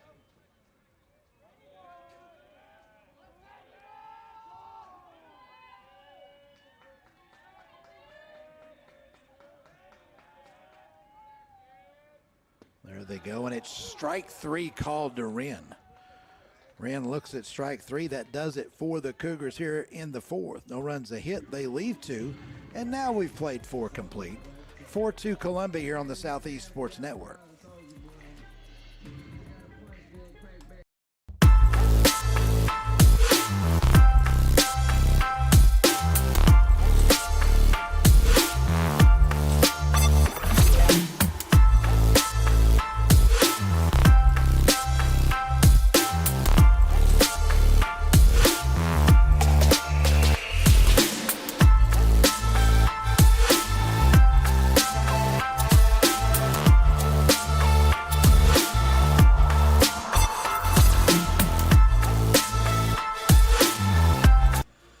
Top of the 5th now here at Hunter Wright Stadium in Kingsport, the Kingsport bracket of the opening round of the NAIA National Baseball Championships. We'll send one team from Kingsport to Idaho for the 67th Annual NAIA World Series. That commences on May the 24th. 46 teams started the tournament, hoping to be one of 10 from the 10 host first-round sites to advance on to Idaho. 30 of those qualifiers were automatic qualifiers. 15 were at large, and of the 15, 3 came to Kingsport, including these two. Weber International and Columbia College. The only automatic qualifier was Tennessee Wesleyan, as they won the Appalachian Athletic Conference tournament, also held here at Hunter Wright Stadium. Gabrielle Cruz, Cameron Carroll, and Joseph Becker for the Warriors.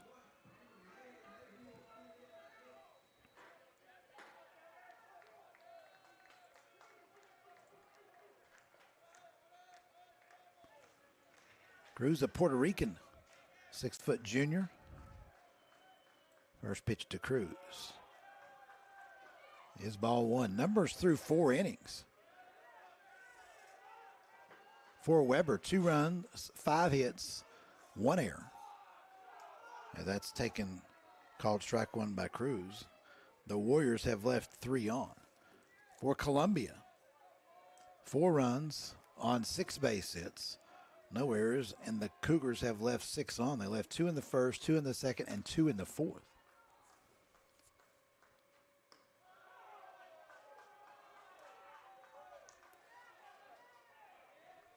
And that's taken by Cruz, and I believe the count is 2-1.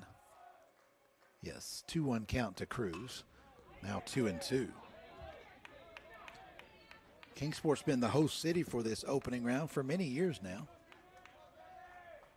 I want to say, well, I think there's been 15 years of this format of the opening round situation. Not sure how many years have been here, but it's been quite a few. 2-2, that will hit down the right field line, and it will settle just inside the bullpen down there. So another 2-2 count coming to Cruz. Cruz a single back into third. We play the top of the 5th now.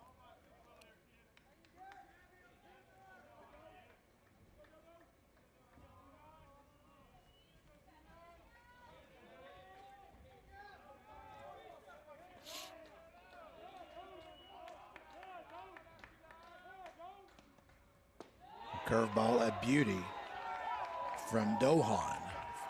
For strike 3 called, and Cruz down on strikes. For Dohan, just the 3rd strikeout of the game by Dohan. Here's Cameron Carroll.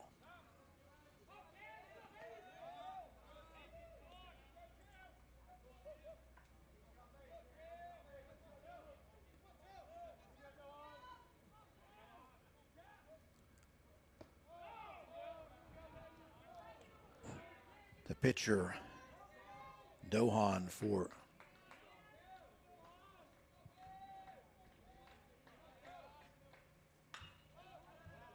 Columbia out of Cape Girardeau, Missouri. A 5'10 junior, went to Cape Notre Dame High School. 1-1 count. Here's the leadoff hitter Cameron Carroll. A line out to left and a 4-6-3 double play in the third. That came after 3 straight singles to start the inning. And he's now down 1-2.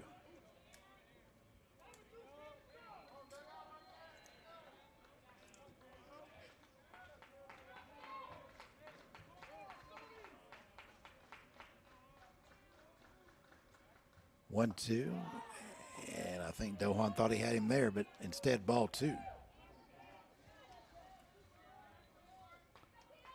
Dohan, as you mentioned, came in with a 2-3 record.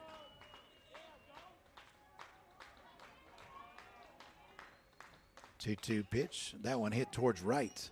DeSonia a few steps towards the line, makes the catch for out number 2. 2 out for Joseph Becker.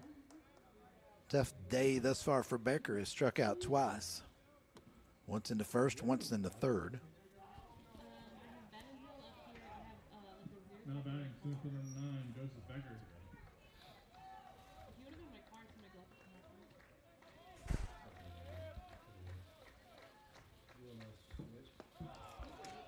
First pitch to Becker. Misses for ball 1.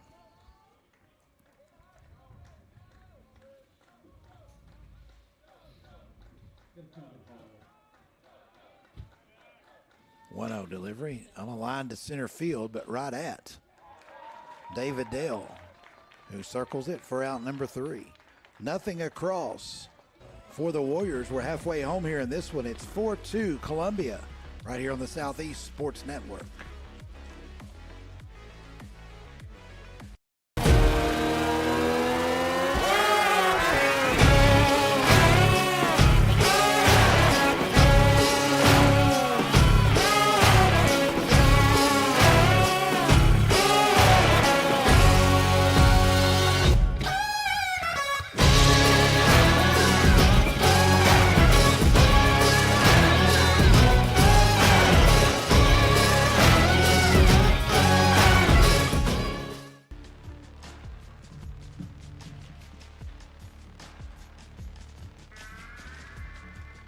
Bottom of the 5th here at Hunter Wright Stadium. Columbia College to the plate, sporting a 4-2 lead over Weber International. 5, 6, and 7 due up for the Cougars. McGinnis, Quint, and Fleckenstein.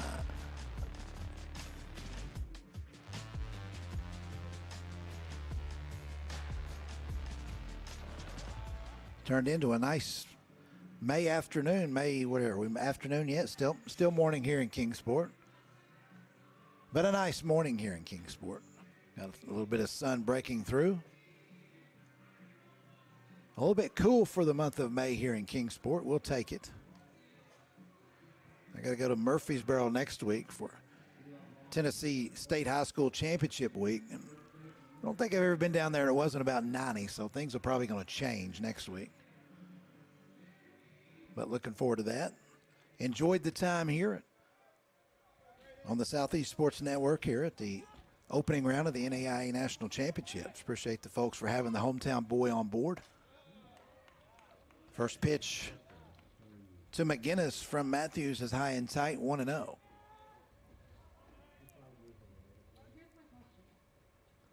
One-0 pitch. Stays downstairs, 2-0.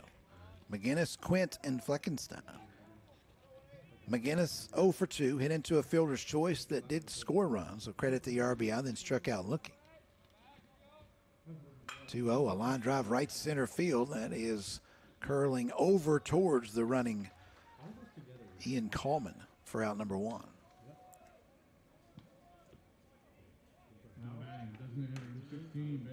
Bailey Quint to the dish, 0 for 1. A walk in the first, a ground out to short to start the third.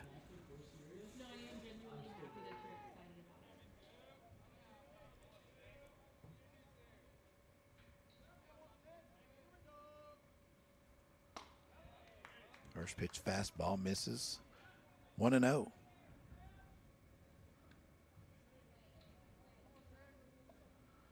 These two teams have combined to win 81 games on the regular season or on the season.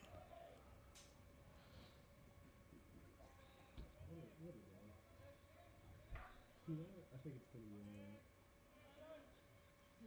pretty 2-0. And that's 2-0 called strike, 2-1.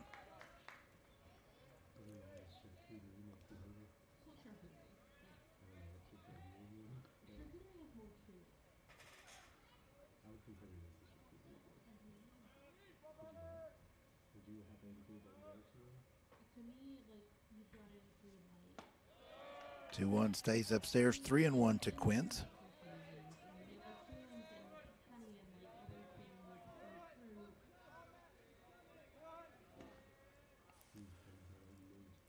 A high chopper off the mound is the pitcher Matthews, and Matthews gets it over in good shape to Riccio for out number 1. I thought maybe when Matthews let it bounce one more time, that might create a closer play at first than it did, but Quinn out by a couple of steps. 2 outs, nobody on for Nick Fleckenstein. 0 for 2. I've called his name about 10 different ways, I think. Hopefully one of them has been correct.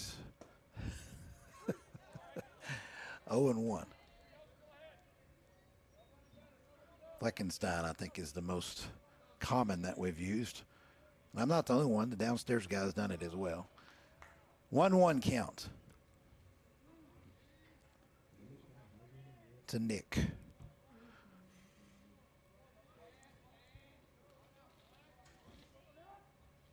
One in the air towards right field. Coleman. And the Texas leader comes down, and the Cougars here in the 5th also go in order. Nothing across. We've played 5. Still 4-2 Columbia here on the Southeast Sports Network.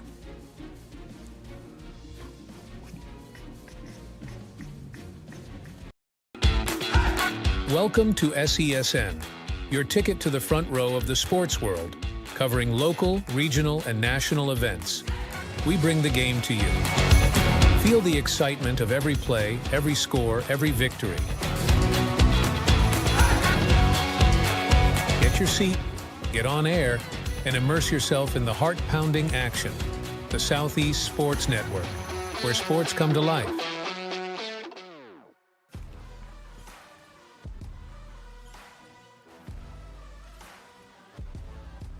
Back here at Hunter Wright Stadium, we go to the top of the 6th. Weber will send up 3, 4, and 5. Riccio, Milliner, and Neviker. Same 3 that started the 4th. For the Warriors, Riccio 0 for 2, a pair of groundouts.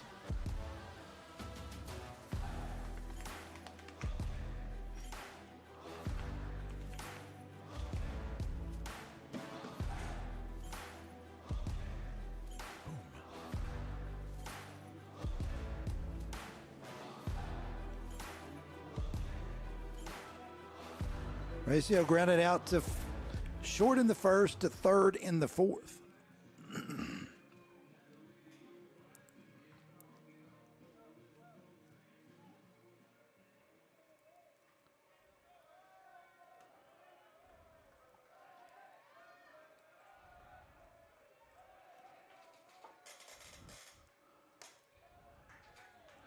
Riccio at the dish, and the shift is on for him. Second baseman Fleckenstein around to the third base side of second base, and it's popped up on the infield. McGinnis calling for it at first and makes the catch for out number 1.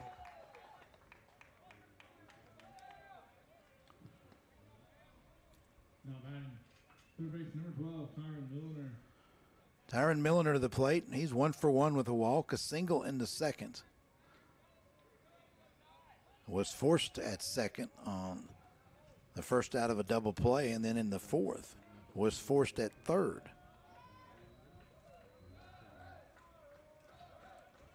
First pitch to Milliner. It's in there for strike 1.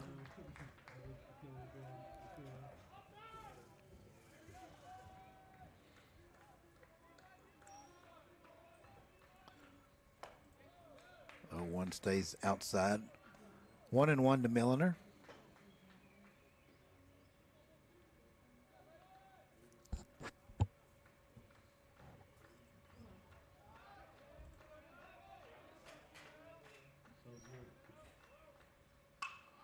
Hit towards right center field. Pretty well tagged. Dale going over. Dale will make a running catch just to get to the warning track in right center field. Here's Brody Neviker.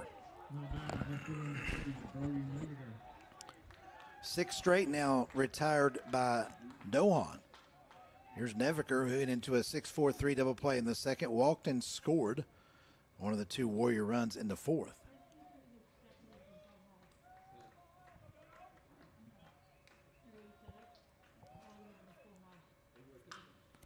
That one grounded to third. Wren to his left, has it. Strong throw to McGinnis. Second straight inning, the Warriors go down in order and in a hurry. Nothing across here in the sixth. We go the bottom half. 4-2 Columbia here on the Southeast Sports Network.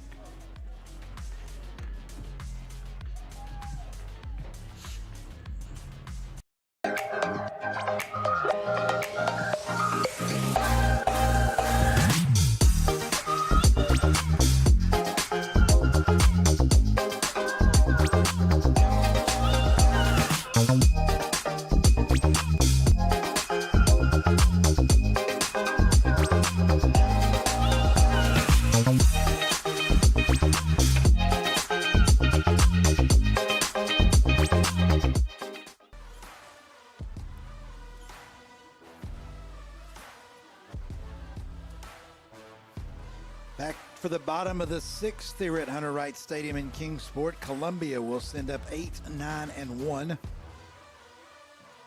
Same sequences started the 2-run second for the Cougars. Lopez, Dell, and DeSonia. Lopez 0 for 2.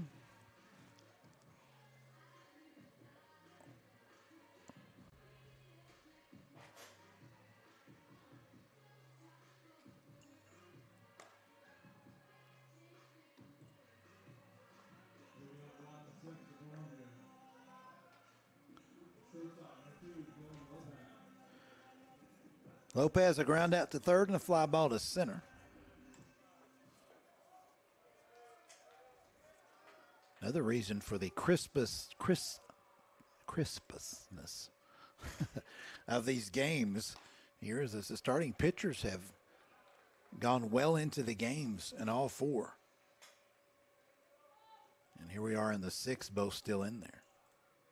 Change of pitchers can slow down progress sometimes. And these will be able to stay in here. There's a single to left to start the 6th by Lopez. So Lopez on, and it'll bring up David Dale. Dale was struck by a pitch in the second, scored a run. Started to 4th with a fly out to center. See if they play a little small ball here. They being Columbia.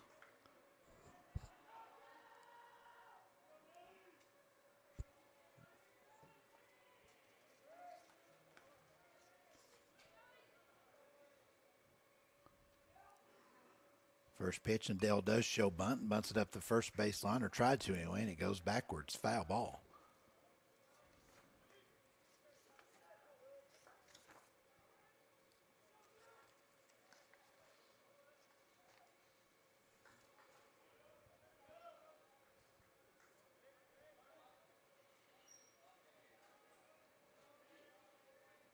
Dale did not play in the first game for Weber. Interesting. That one, and how many times do you see it after you miss the bunt attempt, trying to sacrifice and give yourself up? You stroke a single to left. So back-to-back singles to start the 6th from Lopez and Dale, and we go back to the top of the order for Braden DeSonia. Actually, looking at Dale for Columbia. Had a double in the game against Freed Hardman. And then I look correctly against Tennessee Wesleyan. There's Dale. I was looking down there, went 1 for 3 there as well. He's hit safely in all 3 games here in the bracket.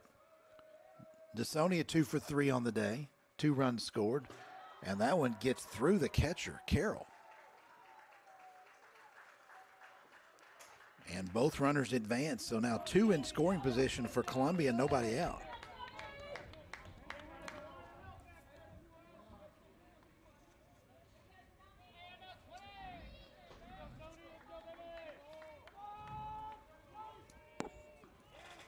One-0 count. No indication on the board about wild pitch and or pass ball. I kind of think that one was a pass ball based on my vantage point. There's a rope to right field by DeSonia. 1 run scores. Lopez comes across. Dell will hold at third, and it's 5-2 in favor of the Cougars. DeSonia with his 3rd hit of the game. Second player in the bracket to have 3 hits in a game. Not batting. Left fielder number 8, Caden Nicoletto. Cruz Newman of Tennessee Wesleyan had 3 hits yesterday. And we're going to have a visit to the mound from the Weber staff.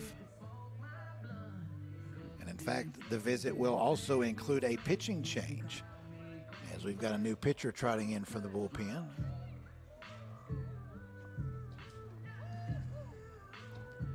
And the new pitcher for the Warriors will be Bryton Taylor.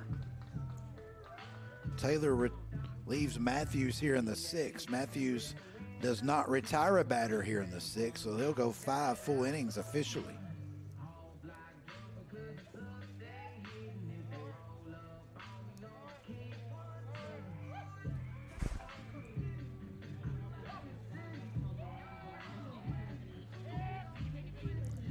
Bryton Taylor on the year for the Warriors,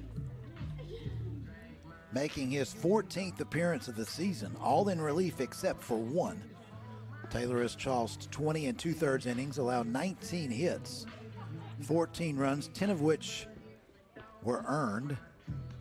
He struck out, or walked 9, struck out 14. The ERA for Taylor at 4.35, and the WHIP at 1.35. 1 save on the year for Taylor and the 1-0 record. So Taylor inherits a 1st and 3rd no-out situation with Caden Nicoletto at the plate. Nicoletto 3 for 3 on the day. Taylor is a 6'2" senior out of Orlando, Florida. Started at St. Peter's University before coming back home.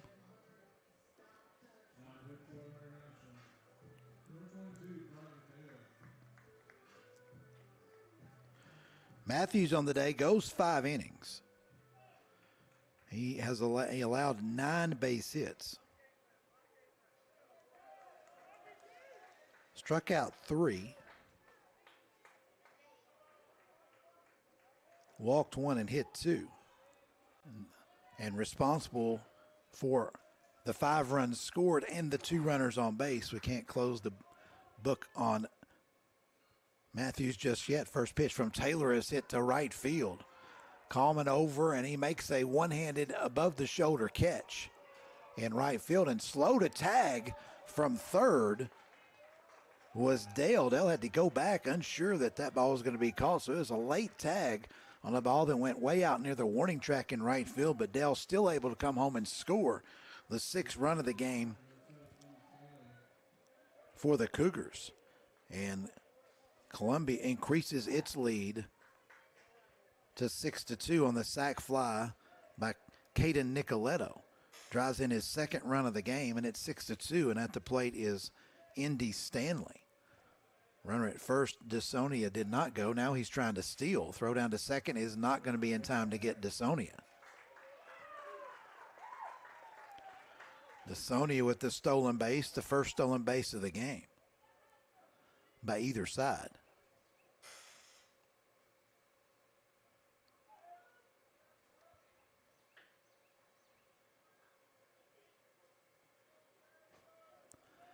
DeSonia, we should have noted, was certainly a threat to steal, having successfully stolen on 30 of 31 attempts on the year. Now 31 of 32, and a strike called to Stanley, and the count evens at 1-1.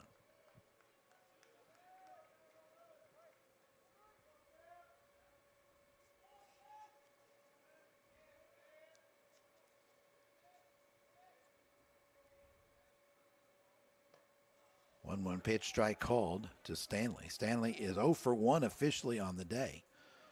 Was hit by a pitch in the first, struck out in the second, walked in the fourth. So he's up there for a fourth time as the Cougars here in the sixth already began their fourth trek through the order.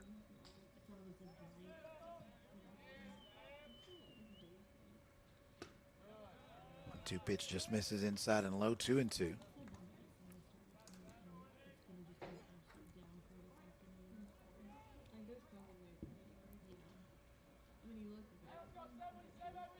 Two and two here to Stanley.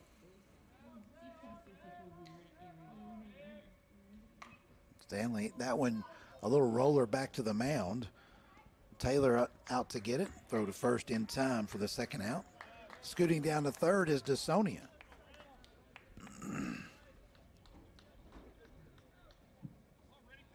Now batting, third base number 22, Tyler Wren.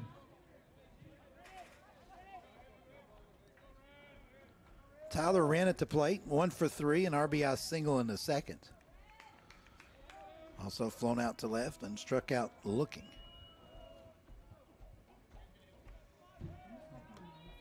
Pitch to Wren, a big cut by Wren. One of the hardest swings I've seen of the 3 days, and Wren comes up empty, 0-1.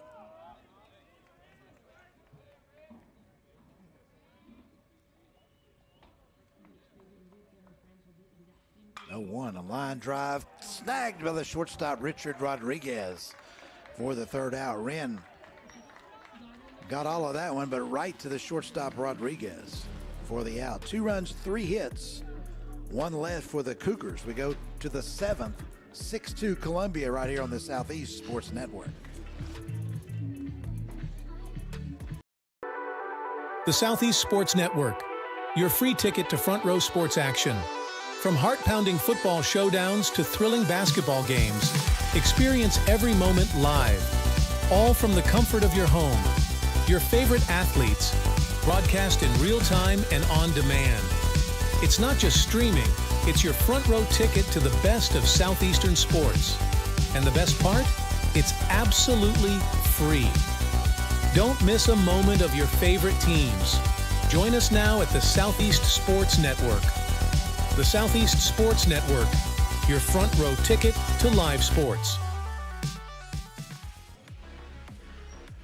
The lead is back to 4 for Columbia as we roll into inning number 7 here at Hunter Wright Stadium in Kingsport.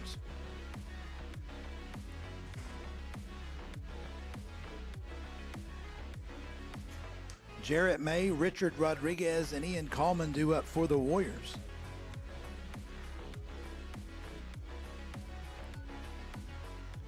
Cam Dohan begins his 7th inning of work. Numbers through 6 innings here for both sides. Weber 2 runs, 5 hits. Warriors have committed 1 error. And the Warriors have only left 3 on base. Meanwhile, for the Cougars, 6 runs, 9 hits, no errors. The Cougars have stranded 7. Jarrett May 0 for 2 on the day, a fly out to center and hit into a fielder's choice in the 4th.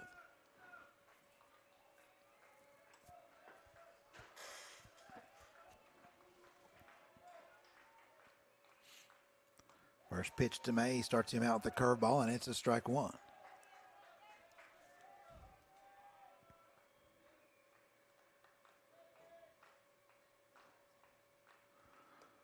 "0-1" is now 0-2.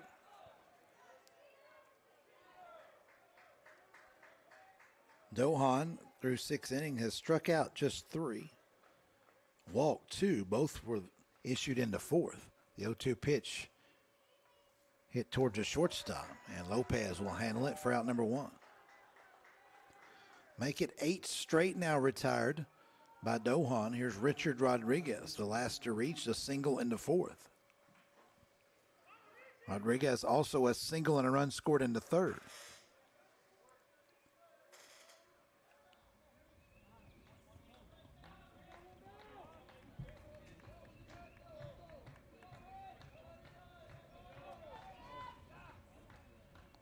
First pitch to Rodriguez. Breaking ball breaks in there for strike one.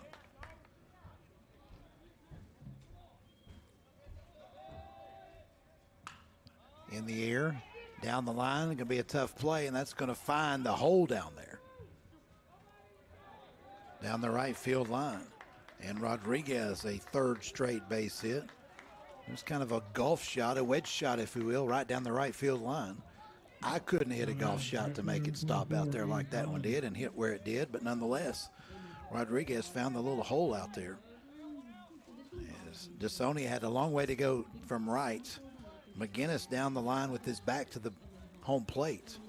And then Fleckenstein tried to get there as well, but nobody could. And Rodriguez with the single, a one-out job. Here's Ian Coleman, who's 1 for 2.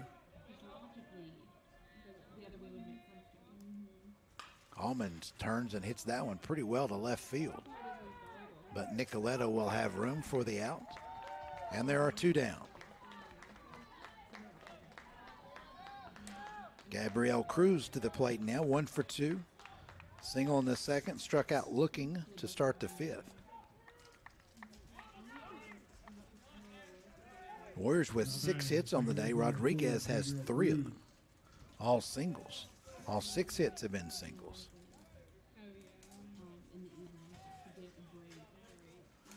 The Warriors have had runners in scoring position in only the third and the fourth innings.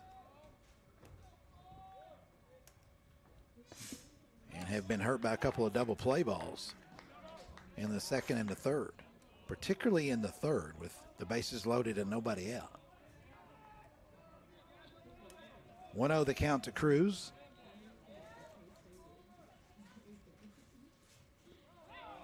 That ball hits the carpet. 2-0 the count to Cruz.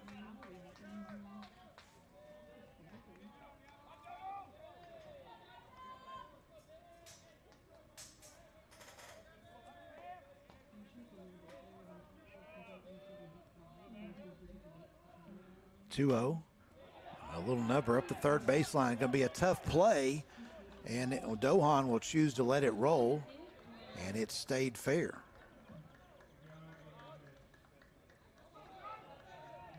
I'm not sure whether Dohan was called off or thought the third baseman Wren had a better chance to get the out coming off the mound, but either way,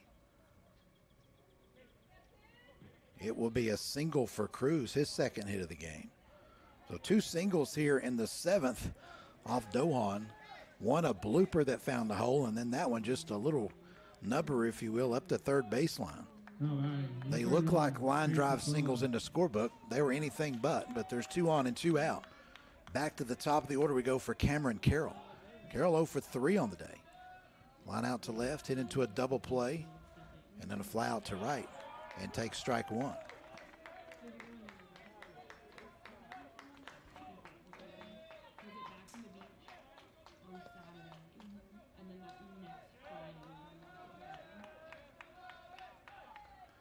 The 0-1 pitch hit towards shortstop.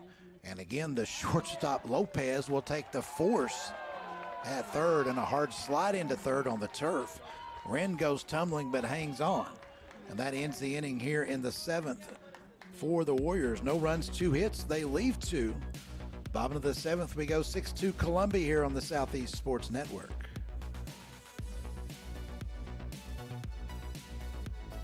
Welcome to the new era of brand promotion. Are you trying to find a way to make a splash? We understand that advertising isn't what it used to be. Things have changed. Advertising is both more dynamic and more engaging. Schrei Media keeps your brand not just seen, but remembered. In a world where staying relevant is key, we are your partners in staying top of mind.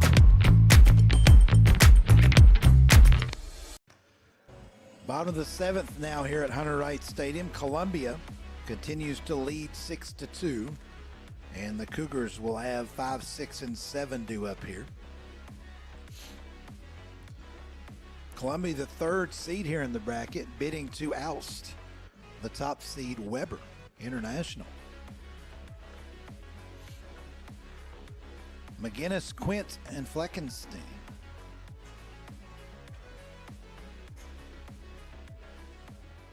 Will be the hitters for the Cougars.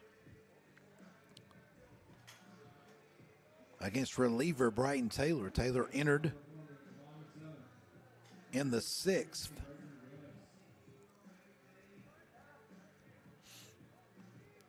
With runners at the corners and nobody out. Surrendered to sacrifice fly to Nicoletto, but then got a bounce back to the mound and line out to short to get out of it. Here's Braden McGinnis, who's 0 for 3. Did drive in a run with the fielder's choice in the first. First pitch is a strike called. We can close the pitching line on the starter, Braden Matthews. 5 innings pitched, 9 hits, 6 runs all earned, 1 walk, 3 strikeouts, 2 hit batters. 1-1 the count from Taylor to McGinnis.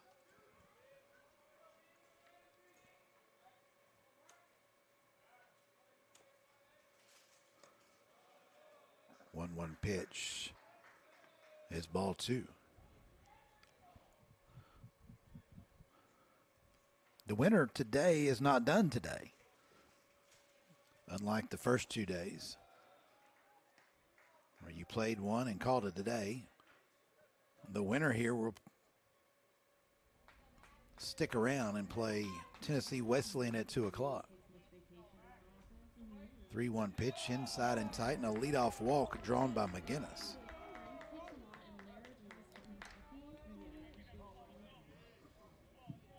Now batting, designated number 16, Bailey Quint. Bailey Quint to the plate, 0 for 2, walked way back in the first.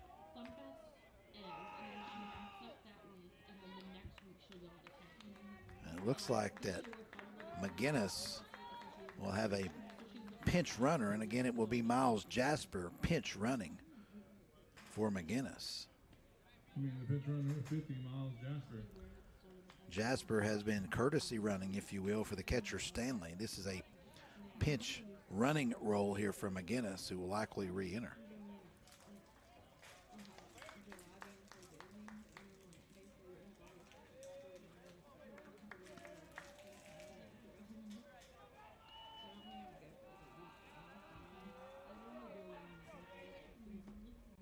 Jasper, first pitch, trying to steal. Throw to second. Not in time. Jasper's called time, and he's back behind second. I don't know whether the ball hit him. The ball kind of got away from the defense out there. Maybe he got some of the artificial particles that come off the field up in his eyes. I'm not sure. Anyway, they're out there attending to Jasper, who stole on the first pitch.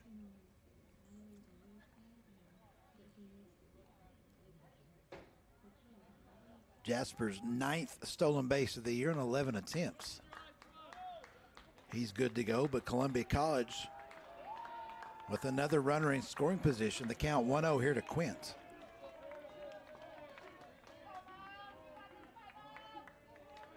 I thought Carroll did a pretty good job getting the ball down there. I didn't think when Jasper took off, the jump he got, they had much of a chance to get him.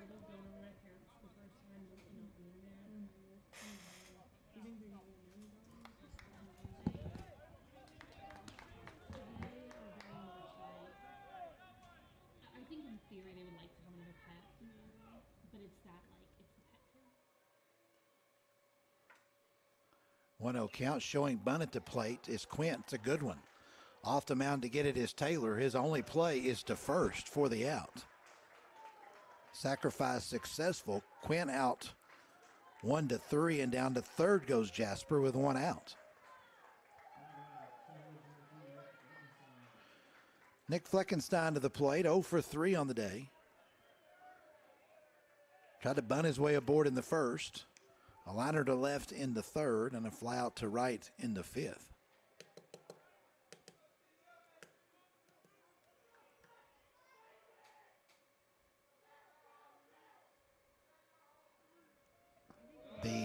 Weber International defense is in all the way around. Cannot afford to allow another run to score here. Already down 4 in the bottom of the 7th. Fleckenstein, a 1-0 count. Ball in the air. Carroll giving chase. Carroll will run out of room as it hits just up in the stands down to our right. 1-1 the count.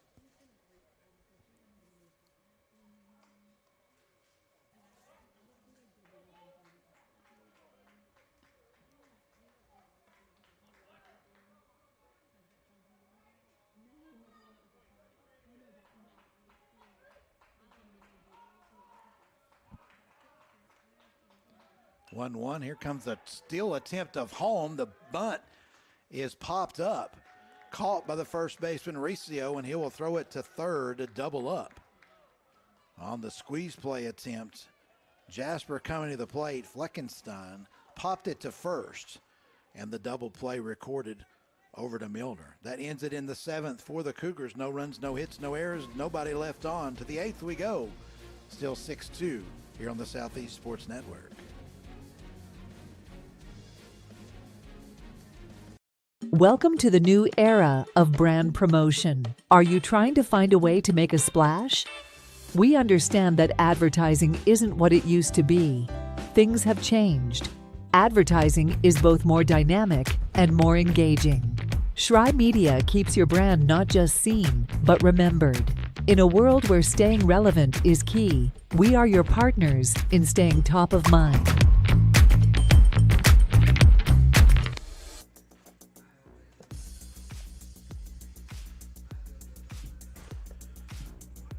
We go the 8th inning here at Hunter Wright Stadium. Weber will send up 2, 3, and 4. Weber with 6 outs to go, down 4 here.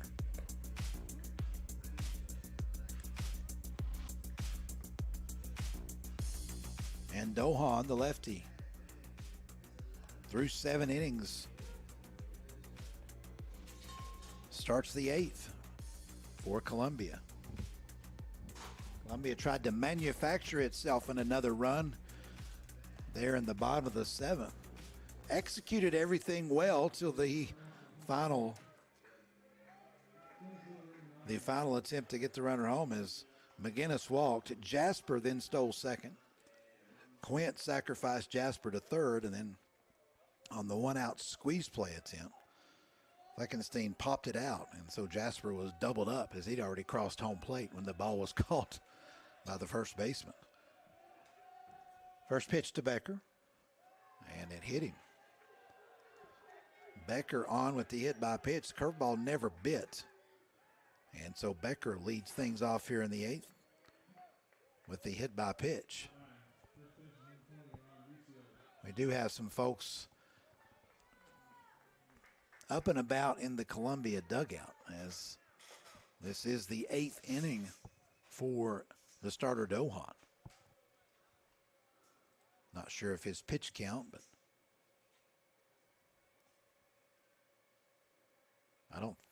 I think earlier in the week we had one starter go the distance that it was in a losing situation. So he actually just threw 8 innings.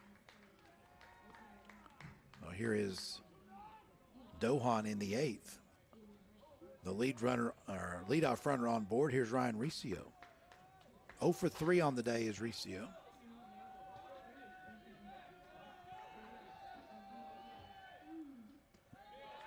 First pitch in there for strike 1.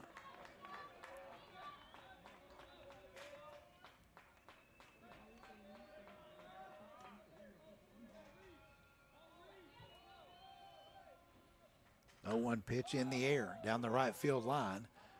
It will be a foul ball and nobody will get there. Vast amounts of foul territory here at Hunter Wright Stadium, particularly around behind the plate and up the 2 lines. It lessens as you get about halfway down the outfield foul lines.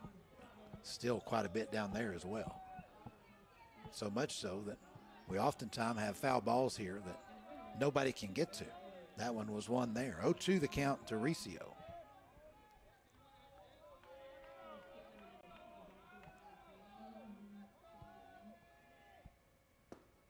2 pitch outside, throw down to first. And scampering back is Becker.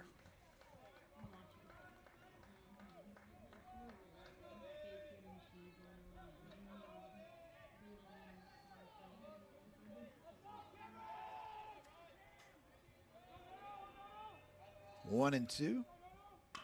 A chopper over the mound, grabbed by Lopez is short. He'll flick it to Fleckenstein over to first in time for the double play. The Columbia defense comes through again. It's third double play of the day. And Lopez and Fleckenstein out there have quite the double play combination going. Both turned it very quickly. That one was a second 6-4-3 double play. 2 out, nobody on for Tyron Milliner.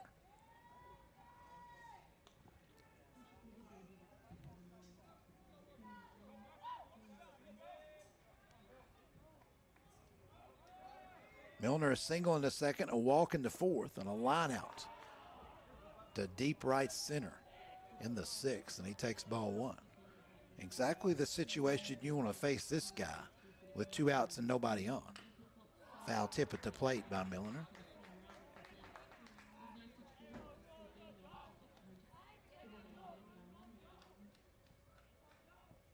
Second baseman Fleckenstein is, in softball terminology, he's the short fielder.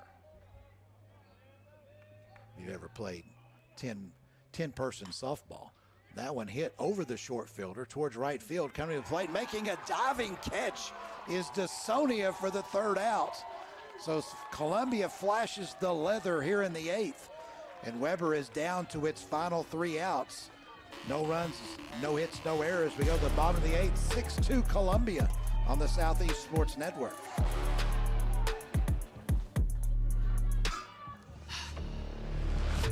Southeast Sports Network is now on Amazon Fire TV. Now you can download the SESN app and watch on any Amazon-enabled device, such as your Fire Stick. The easiest way to download the app is to go to our website, find the Watch SESN tab, and click Fire TV app. Then just select your device from the list. That's it. Free and easy. Enjoy watching the Southeast Sports Network on your Fire TV, Fire Stick, or Fire tablet with just a few clicks.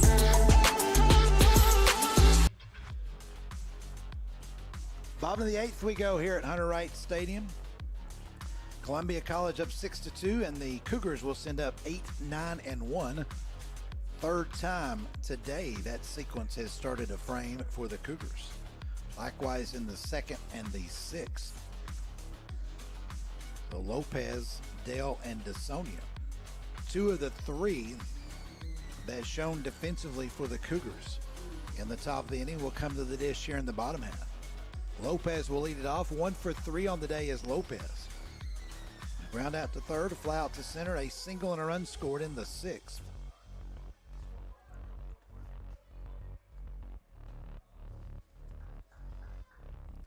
High noon here in Kingsport. Pitch high and tight to Lopez.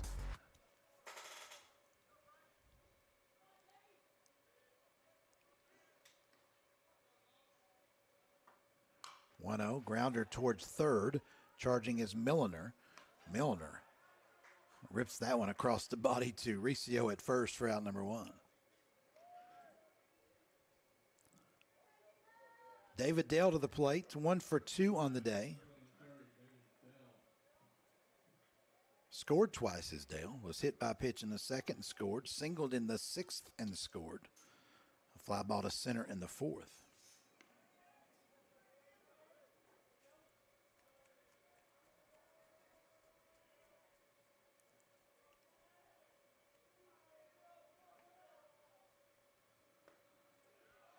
In there for a called strike to Dale.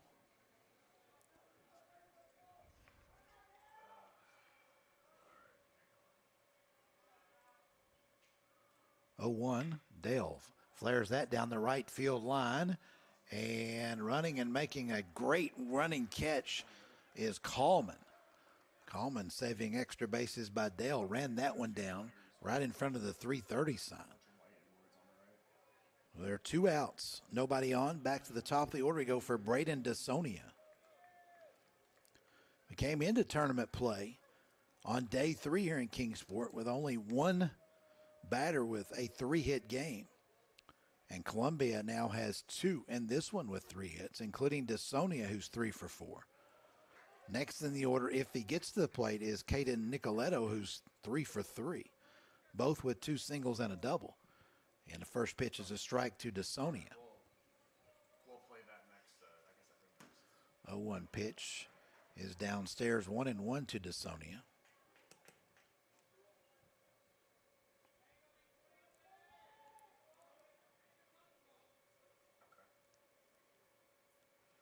All right, well, I'll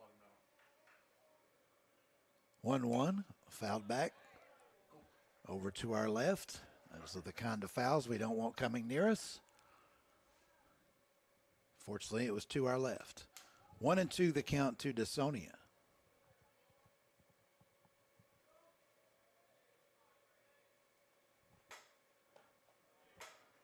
Taylor tries to come back with the curve. Doesn't bite enough. It's 2-2. Taylor came in with nobody out in the 6th. Well, he's in his 3rd inning of work. He's gone 2 2/3. DeSonia lifts that one down the left field line. That will drift out of play as well. Another 2-2 pitch coming.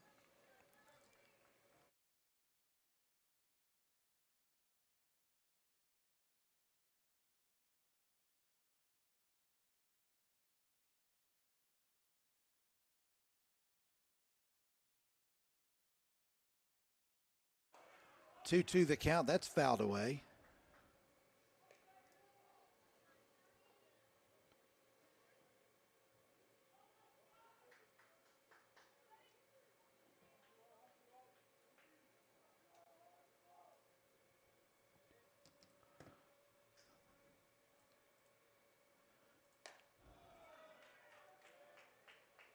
Two pitch is upstairs, and it's 3-2 now.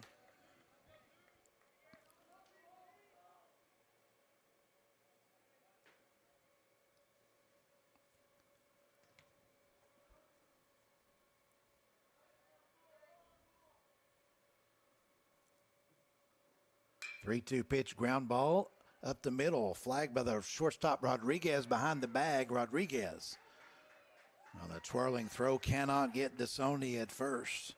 Should be an infield single in the first 4-hit game of the tournament, authored by DeSonia.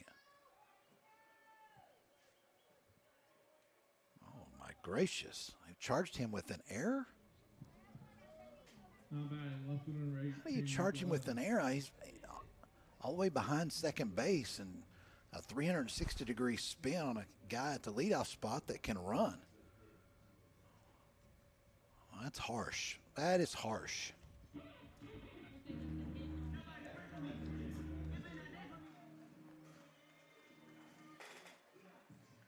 And now it's been changed to a hit. Somebody downstairs must be listening to the feed. I did not like that one at all. And so DeSonia now credits with the base hit, correctly so. 10th hit of the game for Columbia. Columbia. Are we changing pitchers again? Well, looks like we are. Yep. Weber has brought in a new pitcher while I'm fussing about the hit versus error call. And we'll get that new pitcher for you. Like that is going to be Seth Lovell. Lovell entering here for Taylor with 2 outs and 1 on here in the 8th.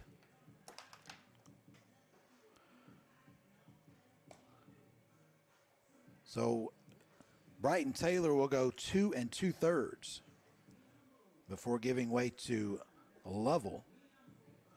Lovell, a 6'1" junior out of Titusville, Florida.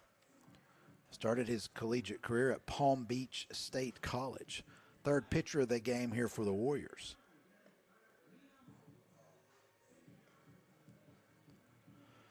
Columbia leads it here 6-2. Should the Cougars hang on and win, they will be back here in action at 2 o'clock against Tennessee Wesleyan in the championship round of this Kingsport bracket. Should Columbia win that game, we're back here tomorrow at some point. I do not know the starting time of that. For the if necessary game, should Tennessee Wesleyan win this afternoon, it will be the Bulldogs moving on to the NAI College World Series. Tennessee Wesleyan needs just one win in either of the two championship series games. Columbia would need to win this one, the next one, and the one tomorrow to advance. And here's Caden Nicoletto, who's 3 for 3. 2 singles, a double, a sacrifice fly, 2 runs driven in for Nicoletto. And Lovell starts with strike 1. A 1 pitch, 1-1. If you're looking to the top of the 9th for Weber, they will have up 5, 6, and 7. Already needing 4 just for the tie. 1-1 pitch, swung on and missed by Nicoletto. 1-2 the count.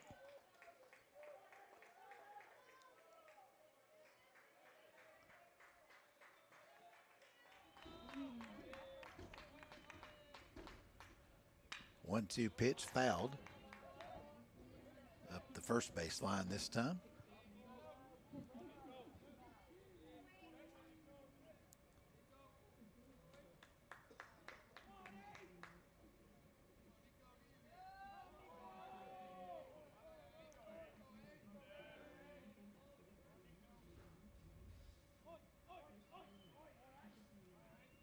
One-two, runner started to go. DeSonia then held up. DeSonia's already stolen 1 base. 31 for 32 on the year is DeSonia.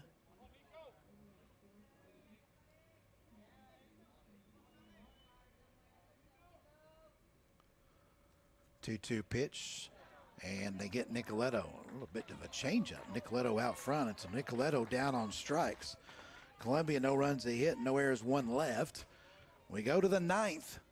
Weber International needs 4 to stay alive here on Southeast Sports Network.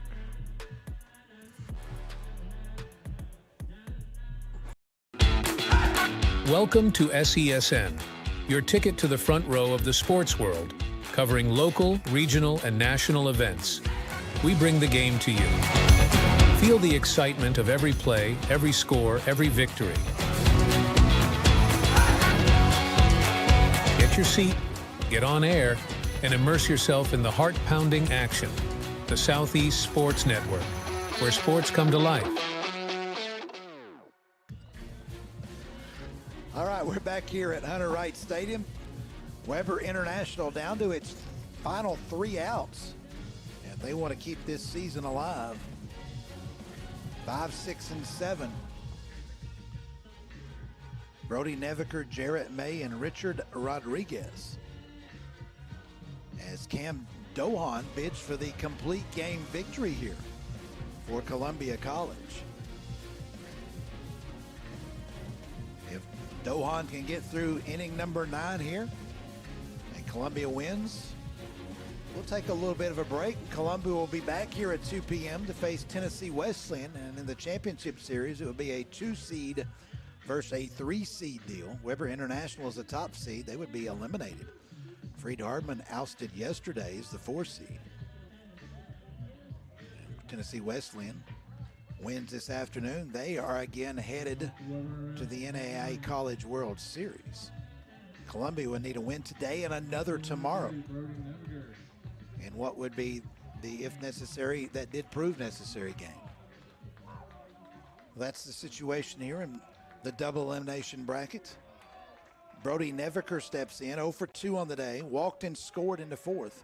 First pitch, a slow roller on a bunt to 3rd. And unable to grab it one-handed is Tyler Wren. And so Neviker does what the Warriors have to do here, and that's get folks on base.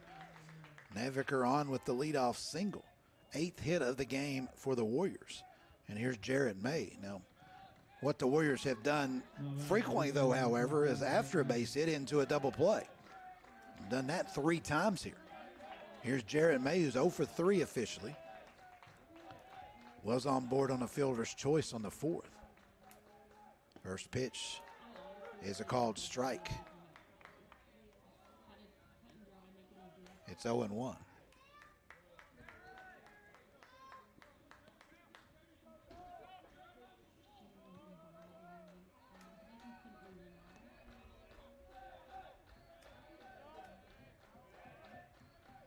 0-1 pitch way outside, 1-1.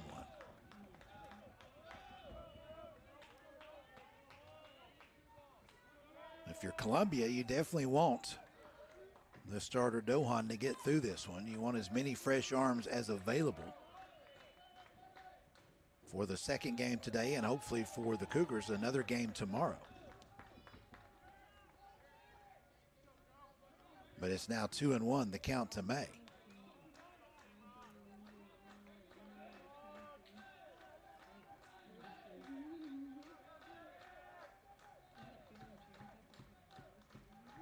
Two-one to May. He held up. They'll check it first and also call the ball. At first, it's 3-1. And now Stanley will go out and have a word here with Dohan.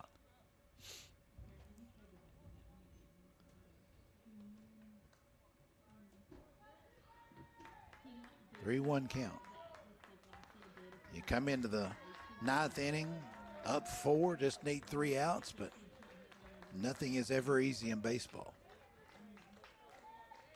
3-1 count to May.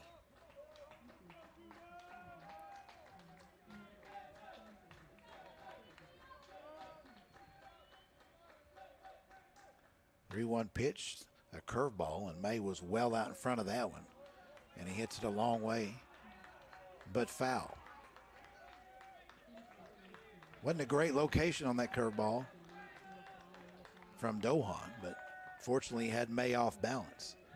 Payoff pitch coming.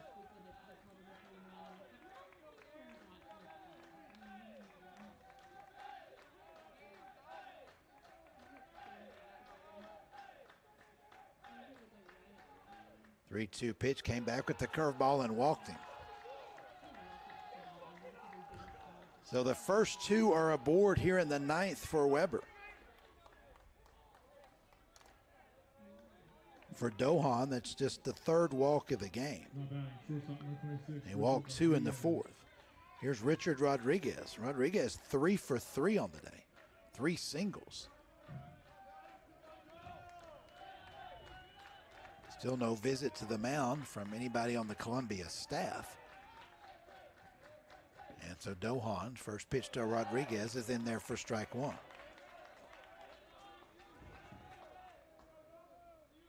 And even though it was a strike, Dohan doesn't like the ball.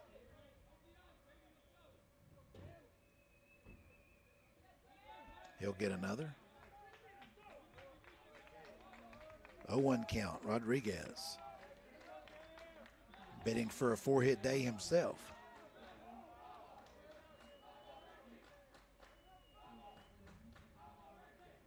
Rodriguez will ground it foul at third, and he's in an 0-2 hole.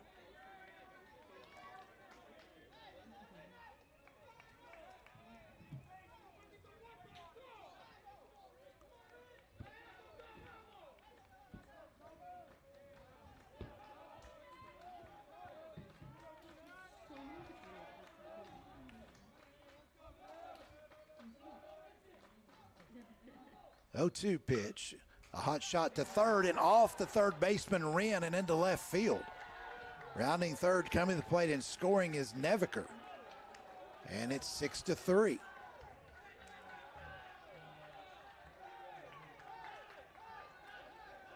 That's going to be an error on Wren at third, who I thought for a minute, if he had come up with that cleanly, could have had another double play for Columbia, but it was sharply hit by Rodriguez. So Rodriguez reaches on the air, and Neviker scores. No RBI on the play. Stopping at second is May, and now the tying run is at the plate in the form of Ian Kallman, and now we will have a visit from a member of the Columbia staff. And in fact, it appears for sure that we're going to have a pitching change here, as just about everyone has emptied from the Columbia dugout, awaiting Dohan's arrival on the other side of the foul line. Dohan getting congratulations from his catcher Stanley and some others as he makes his exit here at Hunter Wright Stadium. So Dohan will work into the 9th, will officially pitch 8 innings. And the new pitcher on the mound for Columbia. is, well, let's see. Looks like they have moved Wren. Yep. Well, so Tyler Wren, who just made the error at third, is now moving to the mound. And so we'll also have a new third baseman for Columbia. And I got no chance to see that number through these non-transparent windows, but I did pick it up. Danny Ortega coming in to play third. Ortega at third, a 5'10 junior out of San Bernardino, California. And so Wren moves to the mound.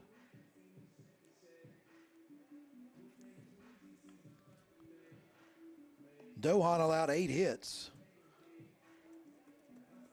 Thus far, the 3 runs. And to be determined on whether the run here in the 9th will be classified as earned or unearned. Should Rodriguez score, that will definitely be an unearned run.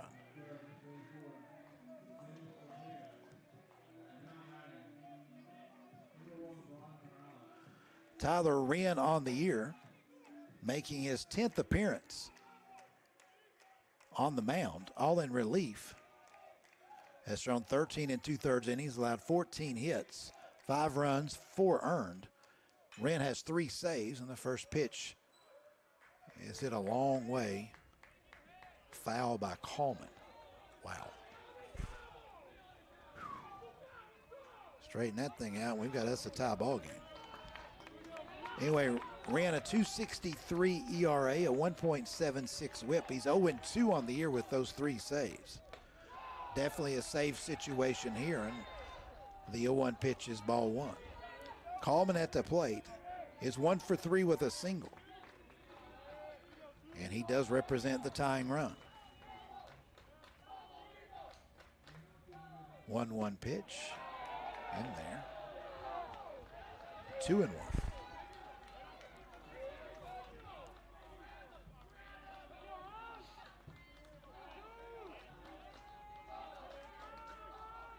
Two-one pitch downstairs, 3-1.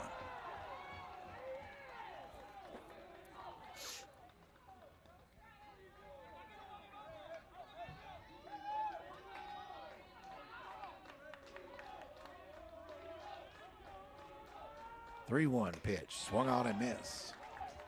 Coleman chases a high fastball, doesn't get it, and the count is full. A little bit of drama here in the top of the 9th in Kingsport. 6-3 game now.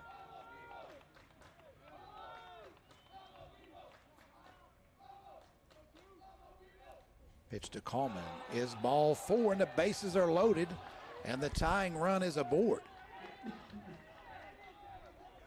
for Gabriel Cruz. Cruz 2 for 3 on the day. Now batting, second base number 4, Gabriel Cruz.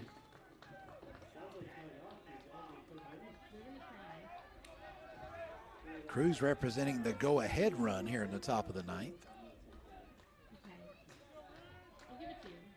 A single, a walk, an error, and another walk. Wren's first pitch to Cruz is called strike 1. Cruz singled in the 3rd, singled in the 7th, struck out looking in the 5th.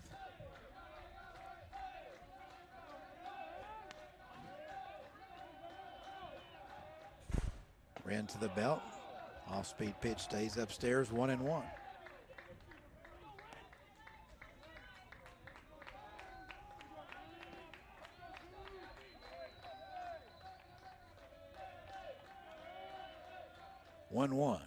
In the air to right. DeSonia backing up. DeSonia will make the catch. The throw will come into second as May scores from 3rd. Rodriguez to 3rd. And the throw to second keeps the tying run. Coleman at first. That's the right throw by DeSonia. But Cruz the sacrifice fly in the RBI. We go back to the top of the order.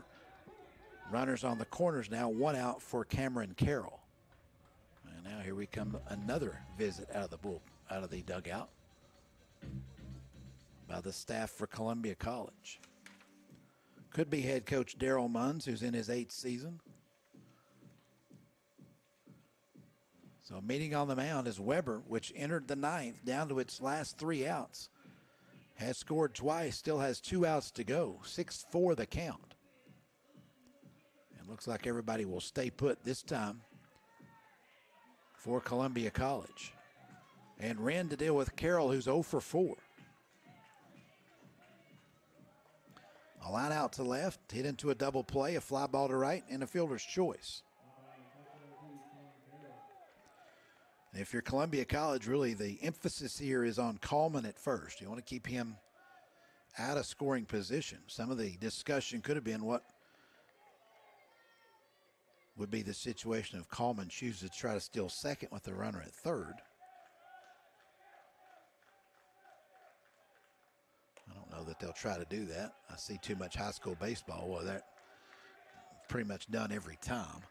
First pitch into Carroll is upstairs 1-0. This is not that. 1-0 the count. And plus, it's a modest lead for Coleman at first. They will throw over there, however.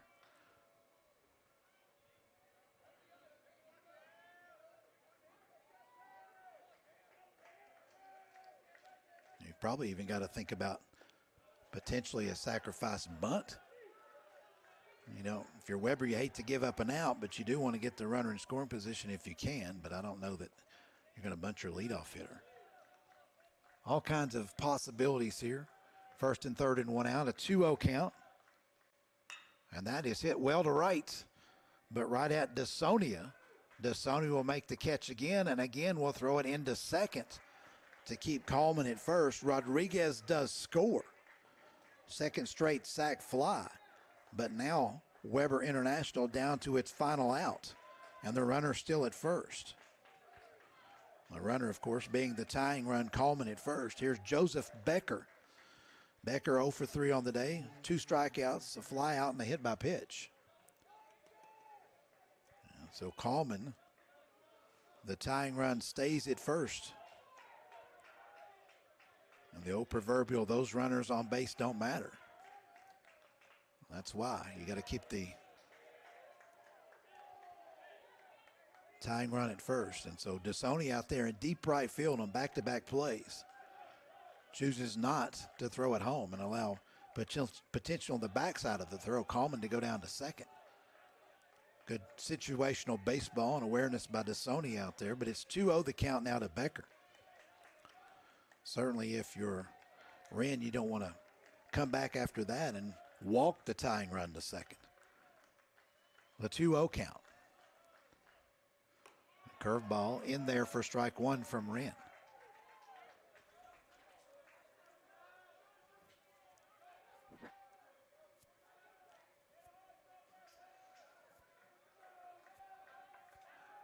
Throw again over. Coleman diving back. Coleman still with the modest lead at first, and the pitch is popped up. Short center. Coming in is Dale. Dale calling for it, and he's got it. And Columbia survives the ninth here. Weber rallies for 3 runs, but falls a run short. And Columbia will advance here in the Kingsport bracket to take on Tennessee Wesleyan this afternoon. Your final score is Columbia College 6 and Weber International 5. Your final numbers for Weber: 5 runs on 9 hits. The Warriors commit 1 error, and the Warriors leave 6 men on base. For Columbia College, 6 runs on 10 hits. The Cougars also leave 1 man on base, commit 1 error and leave 8 men aboard. The winning pitcher for Columbia is the starter, Cam Dohan. He improves to 3-3 on the year. The losing pitcher for Weber is Braden Matthews. He drops to 7-3. And the save, the fourth of the year, goes to Tyler Wren of Columbia College. So Columbia wins for the 39th time this year. They go to 39-15. Weber's season ends at 43-14 in a contest that took 2 hours and 25 minutes to complete here at Hunter Wright Stadium in Kingsport. Once again, your final: Columbia 6, Weber 5. Columbia's back here at 2 o'clock in the championship round against the number 2 seed Tennessee Wesleyan. We will be back for that one with you right here on the Southeast Sports Network. Until then, good afternoon from Hunter Wright Stadium in Kingsport.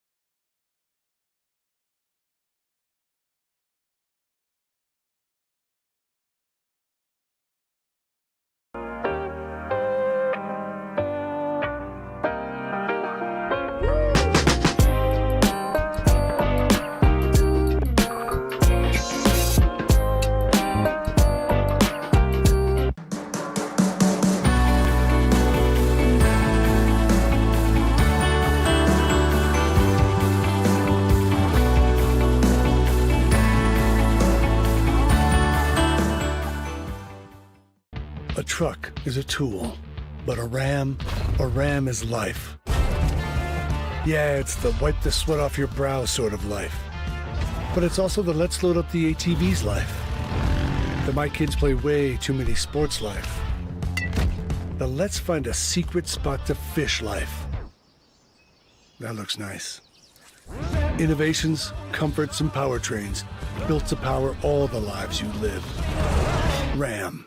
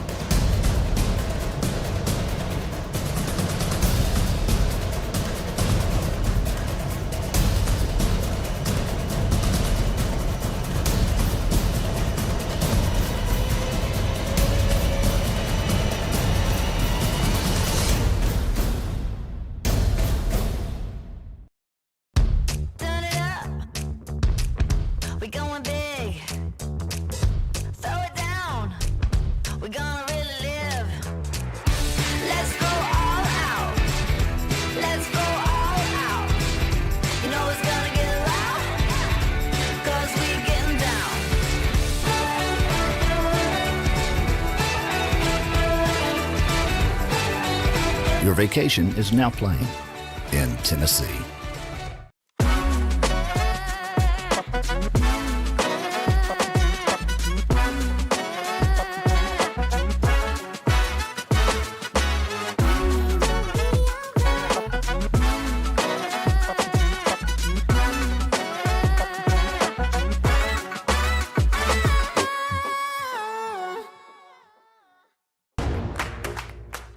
Join SESN for an unmatched sports experience.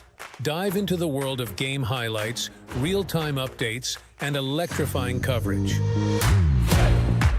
With SESN, you're not just watching sports, you're living them. Be the first to know.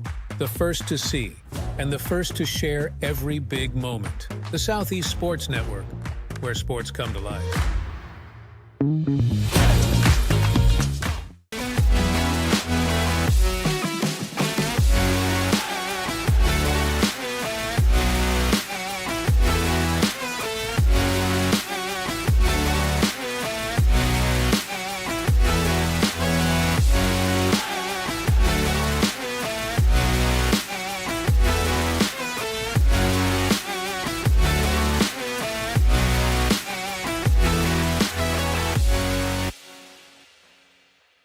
The Southeast Sports Network is now on Amazon Fire TV. Now you can download the SESN app and watch on any Amazon-enabled device, such as your Fire Stick. The easiest way to download the app is to go to our website, find the Watch SESN tab, and click Fire TV app. Then just select your device from the list. That's it. Free and easy. Enjoy watching the Southeast Sports Network on your Fire TV, Fire Stick, or Fire Tablet with just a few clicks.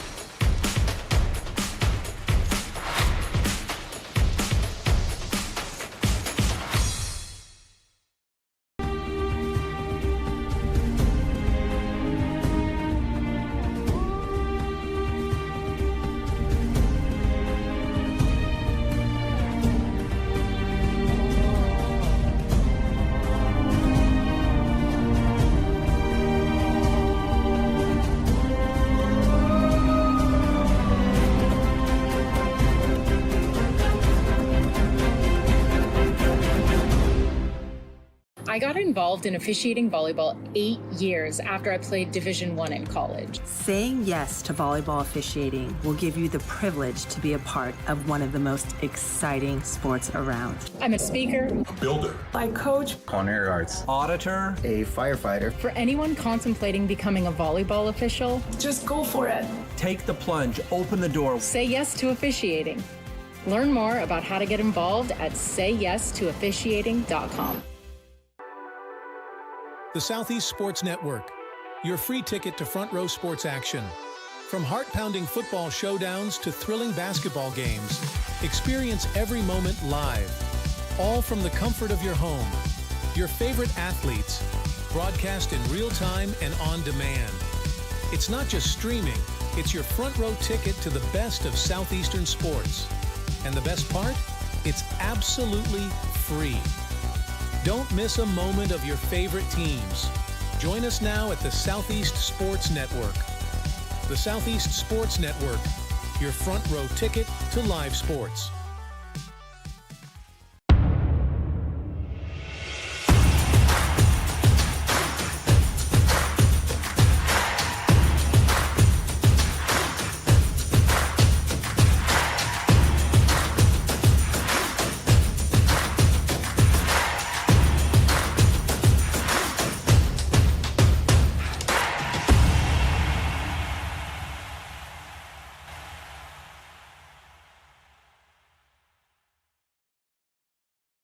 Hi, I'm Smokey Bear, and I made an assistant to help you out, because only you can prevent wildfires. Hey, Assistant Smokey Bear. Call me Papa Bear, because I'm grilling up dinner. Do you get it? Yes, good job. So, what should I do with all these coals? Don't just toss them out. Put them in a metal container because those embers can start a wildfire. I understand. The stakes are high. Ha ha ha ha. See, Smokey thinks I'm funny. Welcome to SESN, your ticket to the front row of the sports world, covering local, regional, and national events. We bring the game to you. Feel the excitement of every play, every score, every victory. Get your seat, get on air, and immerse yourself in the heart-pounding action. The Southeast Sports Network, where sports come to life. the rhythmic sound of more than 500 cascading waterfalls, the endless echo of more than 10,000 caves, the serene silence of 1,000 miles of wilderness trails. The next time someone tells you to get lost, consider it an opportunity. Your vacation is now playing in Tennessee.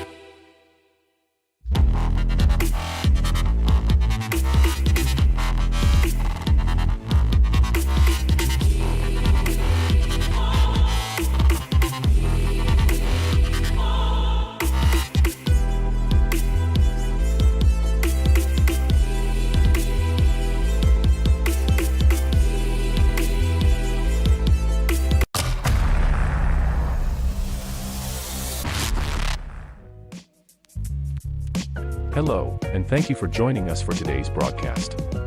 This broadcast is a product of Shry Media, LLC. Unauthorized use, sale, or redistribution of this media in any form is strictly prohibited without the express written consent of Shry Media. Radio and television mediums are encouraged to reach out. Thank you for tuning in. Enjoy the game.